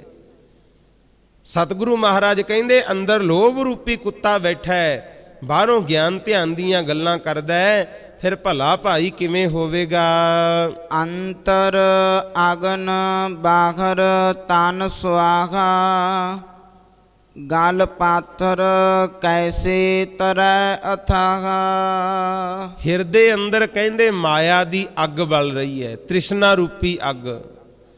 ਹਿਰਦੇ 'ਚੋਂ ਵਿਚਾਰ ਹੈ, ਇੱਥੋਂ ਵੀ ਪੈਸਾ ਮਿਲ ਜੇ, ਇੱਥੋਂ ਵੀ ਮਿਲ ਜੇ, ਆਹ ਵੀ ਮਿਲ ਜੇ, ਆਹ ਵੀ ਮਿਲ ਜੇ। ਬਾਹਰੋਂ ਭਾਵੇਂ ਕਹਿੰਦੇ ਸਰੀਰ ਦੇ ਉੱਤੇ ਸੁਆਹ ਮਲੀ ਬੈਠਾ, ਸਾਧੂ ਹੋਣ ਦਾ ਵਿਖਾਵਾ ਕਰਦਾ। ਮਨ ਜਿਹੜਾ ਨਸ਼ਿਆਂ 'ਚ ਰੁੱਝਿਆ ਪਿਆ, ਉਹ ਕਿਸ ਤਰ੍ਹਾਂ ਦੇ ਸਾਧੂ ਨੇ ਗੁਰਮੁਖੋ। ਸਤਿਗੁਰੂ ਜੀ ਨੇ ਤਾਂ ਇਹਨਾਂ ਗੱਲਾਂ ਤੋਂ ਵਰਜਿਤ ਕੀਤਾ ਹੈ। ਜਿਹੜੇ ਭਾਈ ਦਾਰੂ ਬੂਟੀ ਚਿਲਮਾ ਬੀੜੀ ਤੰਬਾਕੂ ਜਰਦਾ ਵਰਤਣ ਵਾਲੇ, ਨਸ਼ਾ ਵਰਤਣ ਵਾਲੇ ਕੋਈ ਵੀ ਹੋਣ, ਪਾਤਸ਼ਾਹ ਕਹਿੰਦੇ ਬਾਹਰੋਂ ਵਿਖਾਵਾ ਕਰਦੇ ਐ, ਫਸੇ ਪਏ ਨੇ ਨਸ਼ਿਆਂ ਵਿੱਚ, ਫਿਰ ਉਹਨਾਂ ਦਾ ਕਿਵੇਂ ਭਲਾ ਹੋ ਸਕਦਾ ਹੈ। ਇਹਨਾਂ ਚੀਜ਼ਾਂ ਤੋਂ ਤਾਂ ਪ੍ਰਮਾਤਮਾ ਨੇ ਵੀ ਸਾਨੂੰ ਵਰਜਿਤ ਕੀਤਾ। ਆ ਕਈ ਵੀਰ ਤੰਬਾਕੂ ਵਰਤਦੇ ਨੇ, ਅਜੇ ਵੀ ਬਹੁਤ ਨੇ। ਤੇ ਸੰਗਤ ਜੀ, ਇਹ ਤੰਬਾਕੂ ਹੈ ਨਾ ਜਿਹੜਾ, ਇਹ ਬੂਟੀ ਤਾਂ ਪੈਦਾ ਹੋਈ ਸੀ, ਕਹਿੰਦੇ ਜਿਹੜਾ ਤੰਬਾਕੂ ਵਰਤੂਗਾ ਉਹਦੀਆਂ ਤਾਂ ਕੁਲਾਂ ਦਾ ਨਾਸ ਹੋ ਜਾਂਦਾ ਹੈ। ਆਖੋ ਸਤਨਾਮ ਸ਼੍ਰੀ ਵਾਹਿਗੁਰੂ। ਸਰਹੰਸਰ ਬਾਹੂ ਨੇ ਮਾਰਿਆ ਤੀਰ ਕਾਮਧੇਨ ਗਊ ਦੇ ਪੈਰਾਂ ਵਿੱਚ, ਉਦੋਂ ਡੁੱਲਿਆ ਸੀ ਖੂਨ, ਤੇ ਗਊ ਜਾਂਦੀ ਜਾਂਦੀ ਕਹਿੰਦੀ ਸੀ ਮੇਰੇ ਤੀਰ ਤਾਂ ਮਾਰੇ, ਆ ਖੂਨ ਡੁੱਲ ਗਿਆ, ਇੱਥੇ ਐਸੀ ਬੂਟੀ ਪੈਦਾ ਹੋ ਜੂਗੀ ਜਿਹੜਾ ਖਾਊਗਾ ਉਹਦੀਆਂ ਕਈ ਕੁਲਾਂ ਦਾ ਨਾਸ ਹੁੰਦਾ ਜਾਊਗਾ। ਇਹ ਉਦੋਂ ਤੰਬਾਕੂ ਪੈਦਾ ਹੋਇਆ ਸੀ।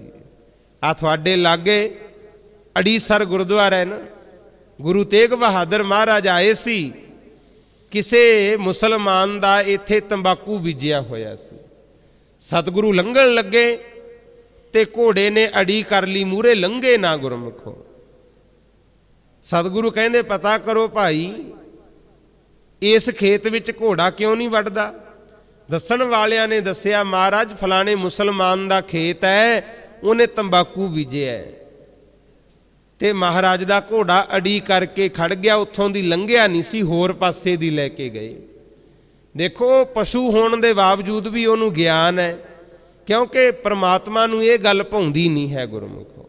ਤੇ ਤੁਹਾਨੂੰ ਵੀ ਬੇਨਤੀ ਹੈ, ਜੇ ਕਿਤੇ ਮਾੜੀ ਸੰਗਤ ਵਿੱਚ ਪੈ ਕੇ ਤੁਹਾਡੇ ਤੇ ਅਸਰ ਹੋ ਗਿਆ, ਗਲਤ ਨਸ਼ਿਆਂ ਵਿੱਚ ਫਸ ਗਏ, ਤਾਂ ਜ਼ਰੂਰ ਭਾਈ ਇੱਥੋਂ ਪਾਸਾ ਛਡਾ ਲਓ, क्योंकि पातशाह बचन करते हैं कि ये गल्लां नाल भला नहीं होना। अंदर विषे वकारां दी नशियां दी अग है। बाहरों भावें जिन्ना मर्जी चंगा बन जा, कपड़े पा ला, नहा धो लै, भावें पिंडे ते सवाह मल के साधु बन के बह जा, पर नहीं तेरा भला हो सकता। किस तरह की हालत दसी है? गल पाथर कैसे तरह अथा, जिहदे गल विच पत्थर बन्ने होए ने भारी, डूंगे समुंदर नूं कदे पार नहीं कर सकते। जेड़ा बंदा नशियां विच गलतान है, माड़ी सोच है, बाहरों भावें जिन्ना मर्जी विखावा कर ले, चंगा बन जे, सतगुरु कहंदे पार उतारा नहीं हो सकता। जाकै अंतर बसै प्रभ आप, नानक ते जन सहज समात। जिहदे अंदर परमात्मा आप वस जे, गुरु की बाणी वस जे, मालक दा नाम वस जे। गुरु अर्जन देव महाराज कहंदे ते जन सहज समात, नानक शब्द लाया। नानक ते जन सहज समात, ते तो भाव है ओ।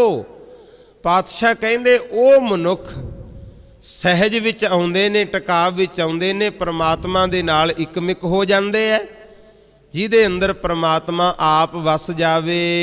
सुन अंधा कैसे मार्ग पावै, कर गह लिखो ओड निभखावै।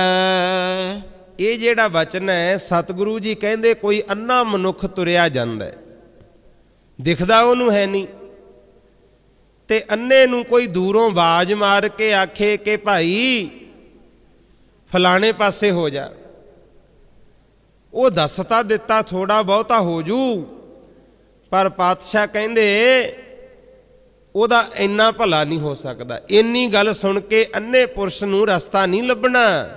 हाँ, जे कोई ओदा हत्थ फड़ के सीधा कर दे, जेड़े पासे पहुंचना है उत्थे पहुंचा दे, फेर भला हो सकता है। यही हाल है भाई। सतगुरु महाराज दे चरनां च अरदास करिया करो, क्योंकि अपने लिए गलत राह वाले खुल गए। गुरु गलत राह बहुते खुलते जा रहे ने। सतगुरु किरपा करे, आप साडी मन रूपी बांह फड़ के सानू मंजिल ते पहुँचा दे, गल तां ही बननी है। थोड़ा बहुता राह दस के साडा भला नहीं हो सकता। सतगुरु महाराज किरपा करन, मन रूपी हथ नूं फड़ लैण, अखीर तक जिथे मंजिल ते पहुँचना उथों तक पहुँचा देण, फिर ही भाई भला होवेगा।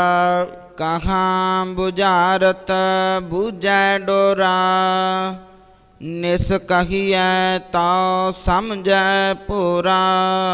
सतगुरु महाराज सच्चे पातशाह कहंदे ने कि जे कन्ना तो बोलै, उस डोरे पुरुष नूं बुझारतां जिन्नियां मर्जी पाई जाओ, की समझ आउणी है, क्योंकि बोलै सुणदा घट है। सतगुरु कहंदे जे उस नूं कहिए भी रात है तां ओह भोरा रात नहीं समझदा, जे कहिए तां दिन है तां दिन नहीं समझदा, क्योंकि सुनदा ही नहीं, बोला ही है कन्ना तो, ओनू कहे दा कोई फायदा नहीं है। सतगुरु महाराज सच्चे पातशाह आप ही किरपा करन, अगे इस गल दा की नतीजा दिंदे हन। कहाँ बिसन पद गावै गुंग, जतन करै तो पी सुर भंग। गूंगा मनुख की बिसन पदे गा सकदा है? जे गूंगे नूं कहिए ना भी विष्णु दे पदे गा, मालक दे गुण गा, क्योंकि बेचारा बोलना ही नहीं जानदा, उन्हें की विसन पदे गाउने ने। जे गाउण दा यतन भी करूगा तां भी ओदी सुर भंग हो जूगी, क्योंकि जीव पूरा साथ नहीं दे रही। पुरुष गूंगा है, उन्हें की विष्णु दे पदे गाउने हन ते की मालक दा जस करना है। कह पिंगल पर्वत पर पावन, नहीं होत उहाँ उस गवन। पिंगला मनुख है, लत्तां नहीं चलदियां, ओनू कहिए भी पहाड़ दे उत्ते चढ़ जा, तोरा फेरा करिया। सतगुरु कहंदे भवन पर्वतां दे उत्ते ओ पिंगला की चढ़ सकदा भाई, किवें ओदा भला हो सकदा है? नहीं होत ऊहा उस गावन, उस पहाड़ दे उत्ते पैरां तो बिना पिंगला पुरुष नहीं चल सकदा। करतार करुणा मैं दीन बेनती करै, नानक तुमरी किरपा तरै। ਬੋਲੇ ਨੂੰ ਸੁਣਾਓ ਸੁਣਦਾ ਨਹੀਂ, ਗੂੰਗੇ ਨੂੰ ਗਵਾਓ ਗਾ ਨਹੀਂ ਸਕਦਾ, ਪਿੰਗਲਾ ਮਨੁੱਖ ਪਹਾੜ ਨਹੀਂ ਚੜ੍ਹ ਸਕਦਾ। ਫਿਰ ਮਹਾਰਾਜ ਕਹਿੰਦੇ ਨੇ ਕਿ ਉਸ ਵਾਹਿਗੁਰੂ ਦੇ ਚਰਨਾਂ 'ਚ ਬੇਨਤੀ ਕਰੋ ਕਿ ਮਹਾਰਾਜ ਇਸ ਤਰ੍ਹਾਂ ਦਾ ਹੀ ਹਾਲ ਹੋਇਆ ਪਿਆ ਸਾਡਾ, ਗੁਰਮਤ ਪਹਾੜ ਵਾਂਗੂ ਹੈ, ਅਸੀਂ ਪਿੰਗਲਿਆਂ ਨਹੀਂ ਚੜ੍ਹਿਆ ਜਾ ਸਕਦਾ। ਗੁਰੂ ਬਹੁਤ ਸਿੱਖਿਆ ਦਿੰਦੇ ਨੇ ਪਰ ਬੋਲਿਆਂ ਵਾਂਗੂ ਸੁਣਦੀ ਕੋਈ ਨਹੀਂ ਸਾਨੂੰ। ਬਹੁਤ ਸਤਿਗੁਰੂ ਕਹਿੰਦੇ ਨੇ ਪ੍ਰਭੂ ਦੇ ਗੁਣ ਗਾਇਆ ਕਰ, ਗੂੰਗਿਆਂ ਵਾਂਗੂ ਗਾਉਂਦਾ ਕੌਣ ਹੈ? ਬਹੁਤ ਘੱਟ। ਪਾਤਸ਼ਾਹ ਤੁਸੀਂ ਹੀ ਕਿਰਪਾ ਕਰੋ, ਮਿਹਰ ਕਰੋ, ਹੁਣ ਤਾਂ ਤੁਹਾਡੀ ਕਿਰਪਾ ਨਾਲ ਹੀ ਸੰਸਾਰ ਦਾ ਭਲਾ ਹੋ ਸਕਦਾ ਹੈ। ਸੰਗ ਸਹਾਈ ਸੋ ਆਵੈ ਨਾ ਚੀਤ, ਜੋ ਬੈਰਾਈ ਤਾਂ ਸਿਉ ਪ੍ਰੀਤ। ਪਾਤਸ਼ਾਹ ਜੀ ਬਚਨ ਕਰਦੇ ਨੇ ਜਿਹੜਾ ਅੰਗ ਸੰਗ ਹੋ ਕੇ ਜੀਵ ਦੀ ਸਹਾਇਤਾ ਕਰਦਾ ਹੈ ਉਹ ਪ੍ਰਭੂ ਚੇਤੇ ਨਹੀਂ ਆਉਂਦਾ, ਤੇ ਜੋ ਸਾਡੇ ਵੈਰੀ ਨੇ ਕਾਮ ਕ੍ਰੋਧ ਲੋਭ ਮੋਹ ਹੰਕਾਰ ਇਹਨਾਂ ਨਾਲ ਪ੍ਰੀਤ ਪੈ ਰਹੀ ਹੈ, ਇਹ ਵੀ ਉਲਟੀ ਖੇਡ ਹੋ ਗਈ। ਬਲੂਆ ਕੀ ਗ੍ਰਹਿ ਪੀਤਰ ਵਸੈ, ਆਨੰਦ ਕੇਲ ਮਾਇਆ ਰੰਗ ਰਸੈ। ਜਿਵੇਂ ਬਚਪਨ ਦੇ ਸਮੇਂ ਵਿੱਚ ਰੇਤੇ ਦਾ ਘਰ ਬਣਾ ਲੈਂਦੇ ਸੀ ਨਾ, ਪਾਤਸ਼ਾਹ ਕਹਿੰਦੇ ਰੇਤੇ ਦਾ ਘਰ ਪੱਕਾ ਨਹੀਂ ਹੁੰਦਾ, ਅਚਾਨਕ ਹੀ ਢਹਿ ਜਾਂਦਾ ਹੈ। ਇਸੇ ਤਰ੍ਹਾਂ ਭਾਈ ਜਿਹੜੇ ਸਰੀਰ ਨੂੰ ਆਪਣਾ ਸਮਝੀ ਬੈਠਾ ਹੈ, ਇਹਦੇ ਨਾਲ ਖੁਸ਼ੀਆਂ ਮਾਣਦਾ, ਆਨੰਦ ਕਰਦਾ, ਆਨੰਦ ਕੇਲ ਕਹੀਏ ਖੁਸ਼ੀਆਂ ਮਨਾਉਣੀਆਂ, ਬੜੀਆਂ ਖੇਡਾਂ ਖੇਡਦਾ, ਇਹ ਸਰੀਰ ਵੀ ਰੇਤੇ ਦੀ ਕੰਧ ਹੀ ਹੈ, ਇੱਕ ਦਿਨ ਢਹਿ ਜਾਵੇਗਾ। ਦ੍ਰਿੜ ਕਰ ਮਾਨੈ ਮਨ ਹੈ ਪ੍ਰਤੀਤ, ਕਾਲ ਨਾ ਆਵੈ ਮੂੜੇ ਚੀਤ। ਮਨ ਦੇ ਵਿੱਚ ਪੂਰਾ ਯਕੀਨ ਕਰੀ ਬੈਠਾ ਵੀ ਮਾਇਆ ਸੁਖੀ ਕਰੇਗੀ, ਪਦਾਰਥ ਸੁਖੀ ਕਰਨਗੇ, ਪੱਕਾ ਕਰੀ ਬੈਠਾ ਗੱਲ ਮਨ ਵਿੱਚ। ਪਰ ਸਤਿਗੁਰੂ ਕਹਿੰਦੇ ਮੂਰਖ ਪੁਰਸ਼ ਨੂੰ ਇਹ ਸਮਝ ਨਹੀਂ ਆਉਂਦੀ ਵੀ ਮੌਤ ਹੋਣ ਵਾਲੀ ਹੈ, ਮੌਤ ਨੂੰ ਚੇਤੇ ਨਹੀਂ ਕਰ ਰਿਹਾ। ਬੈਰ ਵਿਰੋਧ ਕਾਮ ਕ੍ਰੋਧ ਮੋਹ, ਝੂਠ ਵਿਕਾਰ ਮਹਾ ਲੋਭ ਧਰੋਹ। ਵੈਰੀ ਨੇ ਜਿਹੜੇ ਪੰਜ ਕਾਮ ਕ੍ਰੋਧ ਲੋਭ ਮੋਹ ਹੰਕਾਰ, ਇਹਨਾਂ ਨਾਲ ਮੋਹ ਪਾਈ ਫਿਰਦਾ ਤੇ ਝੂਠ ਬੋਲਣ ਵਿੱਚ, ਵਿਸ਼ੇ ਵਿਕਾਰਾਂ ਵਿੱਚ, ਧੋਖੇਬਾਜ਼ੀਆਂ ਵਿੱਚ ਕਹਿੰਦੇ ਮਨੁੱਖ ਦਾ ਮੋਹ ਪੈ ਰਿਹਾ ਹੈ। ਆਹੂ ਜੁਗਤ ਬਿਗਾਨੇ ਕਈ ਜਨਮ, ਨਾਨਕ ਰਾਖ ਲਿਖੋ ਆਪਨ ਕਰ ਕਰਮ। ਇਸ ਤਰ੍ਹਾਂ ਕਰਦਿਆਂ ਤਾਂ ਕਈ ਜਨਮ ਲੰਘੇ ਗੁਰਮੁਖੋ, ਕਈ ਜਨਮ ਲੰਘੇ। ਜਿਹੜੀ ਗੱਲ ਮਹਾਰਾਜ ਪਹਿਲਾਂ ਕਹਿੰਦੇ ਨੇ ਵੀ ਝੂਠ ਕਾਮ ਕ੍ਰੋਧ ਲੋਭ ਮੋਹ ਹੰਕਾਰ ਵੈਰ ਵਿਰੋਧ ਈਰਖਾ ਖਾਣਾ ਪੀਣਾ, ਇਹਨਾਂ 'ਚ ਤਾਂ ਕਈ ਜਨਮ ਲੰਘੇ ਪਹਿਲਾਂ ਵੀ। ਹੁਣ ਮਹਾਰਾਜ ਸੱਚੇ ਪਾਤਸ਼ਾਹ ਕਿਰਪਾ ਕਰੋ, ਤੁਸੀਂ ਆਪਣੀ ਬਖਸ਼ਿਸ਼ ਕਰੋ। ਕਰਮ ਸ਼ਬਦ ਵਰਤੇ ਹੈ ਨਾ, ਰਾਖ ਲਿਹੋ ਆਪਨ ਕਰ ਕਰਮ। हे ਸਤਿਗੁਰੂ ਵਾਹਿਗੁਰੂ ਪਰਮੇਸ਼ਰ ਆਪਣੀ ਕਿਰਪਾ ਕਰਕੇ ਬਖਸ਼ ਹੀ ਲਵੋ। ਤੂੰ ਠਾਕੁਰ ਤੁਮ ਪਹਿ ਅਰਦਾਸ, ਜਿਉ ਪਿੰਡ ਸਭ ਤੇਰੀ ਰਾਸ। ਤੂੰ ਠਾਕਰ, हे ਵਾਹਿਗੁਰੂ ਜੀ ਤੁਸੀਂ ਸੁਆਮੀ ਹੋ, ਮਾਲਕ ਹੋ। ਸਾਡੀ ਤੁਹਾਡੇ ਅੱਗੇ ਬੇਨਤੀ ਹੈ ਕਿ ਇਹ ਜਿਹੜਾ ਜੀਓ ਕਹੀਏ ਜਿੰਦ ਆਤਮਾ, ਪਿੰਡ ਕਹੀਏ ਸਰੀਰ, ਜੀਓ ਪਿੰਡ, ਇਹ ਸਰੀਰ ਵੀ ਤੇ ਇਹਦੇ ਵਿੱਚ ਰਹਿਣ ਵਾਲੀ ਆਤਮਾ ਵੀ, ਇਹ ਸਭ ਤੇਰੀ ਬਖਸ਼ੀ ਹੋਈ ਪੂੰਜੀ ਹੈ, ਸਵਾਸ ਵੀ ਤੇਰੀ ਬਖਸ਼ੀ ਪੂੰਜੀ ਹਨ। ਤੁਮ ਮਾਤ ਪਿਤਾ ਹਮ ਬਾਰਕ ਤੇਰੇ, ਤੁਮਰੀ ਕਿਰਪਾ ਮਹਿ ਸੁਖ ਕਨੇਰੇ। ਪ੍ਰਭੂ ਜੀਓ ਤੁਸੀਂ ਹੀ ਸਾਡੇ ਮਾਤਾ ਪਿਤਾ ਹੋ, ਅਸੀਂ ਤੁਹਾਡੇ ਬੱਚੇ ਹਾਂ। ਤੁਮਰੀ ਕਿਰਪਾ ਮਹਿ ਸੁਖ ਕਨੇਰੇ, ਮਹਾਰਾਜ ਤੁਹਾਡੀ ਬਖਸ਼ਿਸ਼ ਵਿੱਚ ਬੜੇ ਸੁਖ ਹਨ। ਕੋਈ ਨਾ ਜਾਣੈ ਤੁਮਰਾ ਅੰਤ, ਉੱਚੇ ਤੇ ਉੱਚਾ ਭਗਵੰਤ। हे ਪ੍ਰਭੂ ਜੀ ਆਪ ਜੀ ਦਾ ਅੰਤ ਕੋਈ ਨਹੀਂ ਜਾਣ ਸਕਦਾ ਵੀ ਕਿੰਨੇ ਕੁ ਵੱਡੇ ਹੋ। ਪ੍ਰਮਾਤਮਾ ਤੁਸੀਂ ਤਾਂ ਉੱਚਿਆਂ ਤੋਂ ਵੀ ਉੱਚੇ ਹੋ। ਸਗਲ ਸਮਗਰੀ ਤੁਮਰੈ ਸੂਤਰ ਧਾਰੇ, ਤੁਮ ਤੇ ਹੋਏ ਸੋ ਆਗਿਆਕਾਰੀ। ਸੰਸਾਰ ਦੀ ਜਿੰਨੀ ਵੀ ਸਮੱਗਰੀ ਹੈ ਤੁਹਾਡੇ ਹੁਕਮ ਰੂਪੀ ਹੱਥ ਵਿੱਚ ਹੈ ਮਹਾਰਾਜ। ਸਗਲ ਸਮੱਗਰੀ ਤੁਮਰੇ ਸੂਤਰ ਧਾਰੀ। ਜਿਵੇਂ ਮਾਲਾ ਬਣਦੀ ਹੈ ਨਾ, 108 ਮਣਕੇ ਨੇ, ਪਰ ਇੱਕ ਵਿੱਚੋਂ ਦੀ ਧਾਗਾ ਜਿਹੜਾ ਸਾਰਿਆਂ ਨੂੰ ਜੋੜੀ ਬੈਠਾ ਹੈ। ਜਦੋਂ ਉਹ ਧਾਗਾ ਕੱਢ ਦਿਓ ਸਭ ਅੱਡੋ ਅੱਡੀ ਖਿੱਲਰ ਜਾਂਦੇ ਹੈ। ਇਸੇ ਤਰ੍ਹਾਂ ਜੇ ਬਾਂਹ ਹੈ ਨਾ ਗੁਰਮੁਖੋ ਸਾਡੀ, ਬਿਮਾਰੀ ਲੱਗ ਜੇ, ਅਧਰੰਗ ਹੋ ਜੇ, ਮਾਲਕ ਦੀ ਬਖਸ਼ਿਸ਼ ਨਾ ਹੋਵੇ, ਜਿੰਨਾ ਮਰਜੀ ਉੱਪਰ ਨੂੰ ਚੱਕੋ ਫੇਰ ਥੱਲੇ ਡਿੱਗ ਪੈਣੀ। ਇਹ ਜਿਹੜਾ ਸਾਡਾ ਸਰੀਰ ਦਾ ਢਾਂਚਾ, ਸੰਸਾਰ ਦਾ, ਪਰਿਵਾਰ ਦਾ ਢਾਂਚਾ ਹੈ, ਸਗਲ ਸਮੱਗਰੀ ਹੈ, ਇਹ ਸਾਰੀ ਮਾਲਕ ਨੇ ਆਪਣੀ ਕਿਰਪਾ ਰੂਪੀ ਧਾਗੇ ਦੇ ਵਿੱਚ ਪਰੋਈ ਹੋਈ ਹੈ। ਤਾਂ ਹੀ ਠੀਕ ਤਰੀਕੇ ਨਾਲ ਕੰਮ ਮਨੁੱਖ ਕਰਦਾ ਹੈ। ਤੁਮ ਤੇ ਹੋਏ ਸੋ ਆਗਿਆਕਾਰੀ ਪਾਤਸ਼ਾਹ, ਜਿਹੜਾ ਤੁਹਾਡੀ ਆਗਿਆ ਵਿੱਚ ਚੱਲਦਾ ਹੈ, ਸਾਰੀ ਸਮੱਗਰੀ ਹੈ ਇਹ ਸਾਰੀ ਤੁਹਾਡੀ ਆਗਿਆਕਾਰ ਹੈ। ਤੁਹਾਡੇ ਹੁਕਮ ਤੋਂ ਬਾਹਰ ਕੋਈ ਨਹੀਂ ਜਾ ਸਕਦਾ। ਮਹਾਰਾਜ ਸੱਚੇ ਪਾਤਸ਼ਾਹ ਤੁਸੀਂ ਬਖਸ਼ਿਸ਼ ਕਰੋ, ਐਸਾ ਹੁਕਮ ਲਾਗੂ ਕਰੋ, ਐਸੀ ਕਿਰਪਾ ਕਰੋ, ਆਗਿਆ ਕਰੋ ਕਿ ਸੇਵਾ ਸਿਮਰਨ ਨਾਲ ਜੁੜੇ ਰਹੀਏ। ਤੁਮਰੀ ਗਤ ਮਿਤ ਤੁਮ ਹੀ ਜਾਨੀ, ਨਾਨਕ ਦਾਸ ਸਦਾ ਕੁਰਬਾਨੀ। ਜਿੰਨੀ ਸ੍ਰਿਸ਼ਟੀ ਹੈ ਜਾਂ ਸਾਰਾ ਸੰਸਾਰ ਦੀ ਮਾਇਆ ਹੈ, ਇਹ ਤੁਹਾਡੀ ਆਗਿਆਕਾਰੀ ਹੈ, ਤੁਹਾਡੇ ਹੁਕਮ ਵਿੱਚ ਹੀ ਹੈ। ਤੇ ਤੁਮਰੀ ਗਤ ਮਿਤ ਤੁਮ ਹੀ ਜਾਨੀ, ਤੁਹਾਡੀ ਜੋ ਗਤੀ ਹੈ, ਮਰਿਆਦਾ ਹੈ, ਇਹਨੂੰ ਮਹਾਰਾਜ ਤੁਸੀਂ ਹੀ ਜਾਣਦੇ ਹੋ। ਨਾਨਕ ਦਾਸ ਸਦਾ ਕੁਰਬਾਨੀ। ਕਿਸ ਤਰ੍ਹਾਂ ਦੇ ਜੀਵ, ਕਿਸ ਤਰ੍ਹਾਂ ਦੇ ਸੁਭਾਅ, ਕਿੰਨਾ ਕੁਛ ਸੰਸਾਰ ਵਿੱਚ ਪੈਦਾ ਕੀਤਾ ਹੈ। ਤੇਰੀਆਂ ਦਾਤਾਂ, ਤੇਰੇ ਗੁਣਾਂ ਨੂੰ ਵੇਖ ਕੇ ਸਤਿਗੁਰੂ ਜੀ ਕਹਿੰਦੇ ਅਸੀਂ ਤਾਂ ਤੇਰੇ ਤੋਂ ਬਲਿਹਾਰ ਹੀ ਜਾ ਰਹੇ ਹਾਂ। ਇਹ ਭਾਈ ਸਤਿਗੁਰੂ ਜੀ ਨੇ ਅੱਜ ਕਿਰਪਾ ਕੀਤੀ, ਬਖਸ਼ਿਸ਼ ਕੀਤੀ।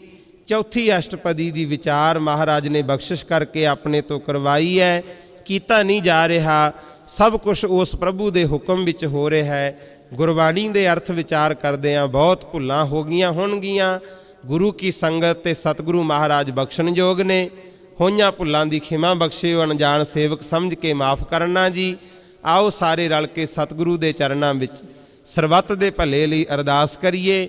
ਸਭ ਸੰਗਤ ਆਖੋ ਜੀ, ਨਾਨਕ ਨਾਮ ਚੜ੍ਹਦੀ ਕਲਾ ਤੇਰੇ ਭਾਣੇ, ਸਰਬੱਤ ਦਾ ਭਲਾ।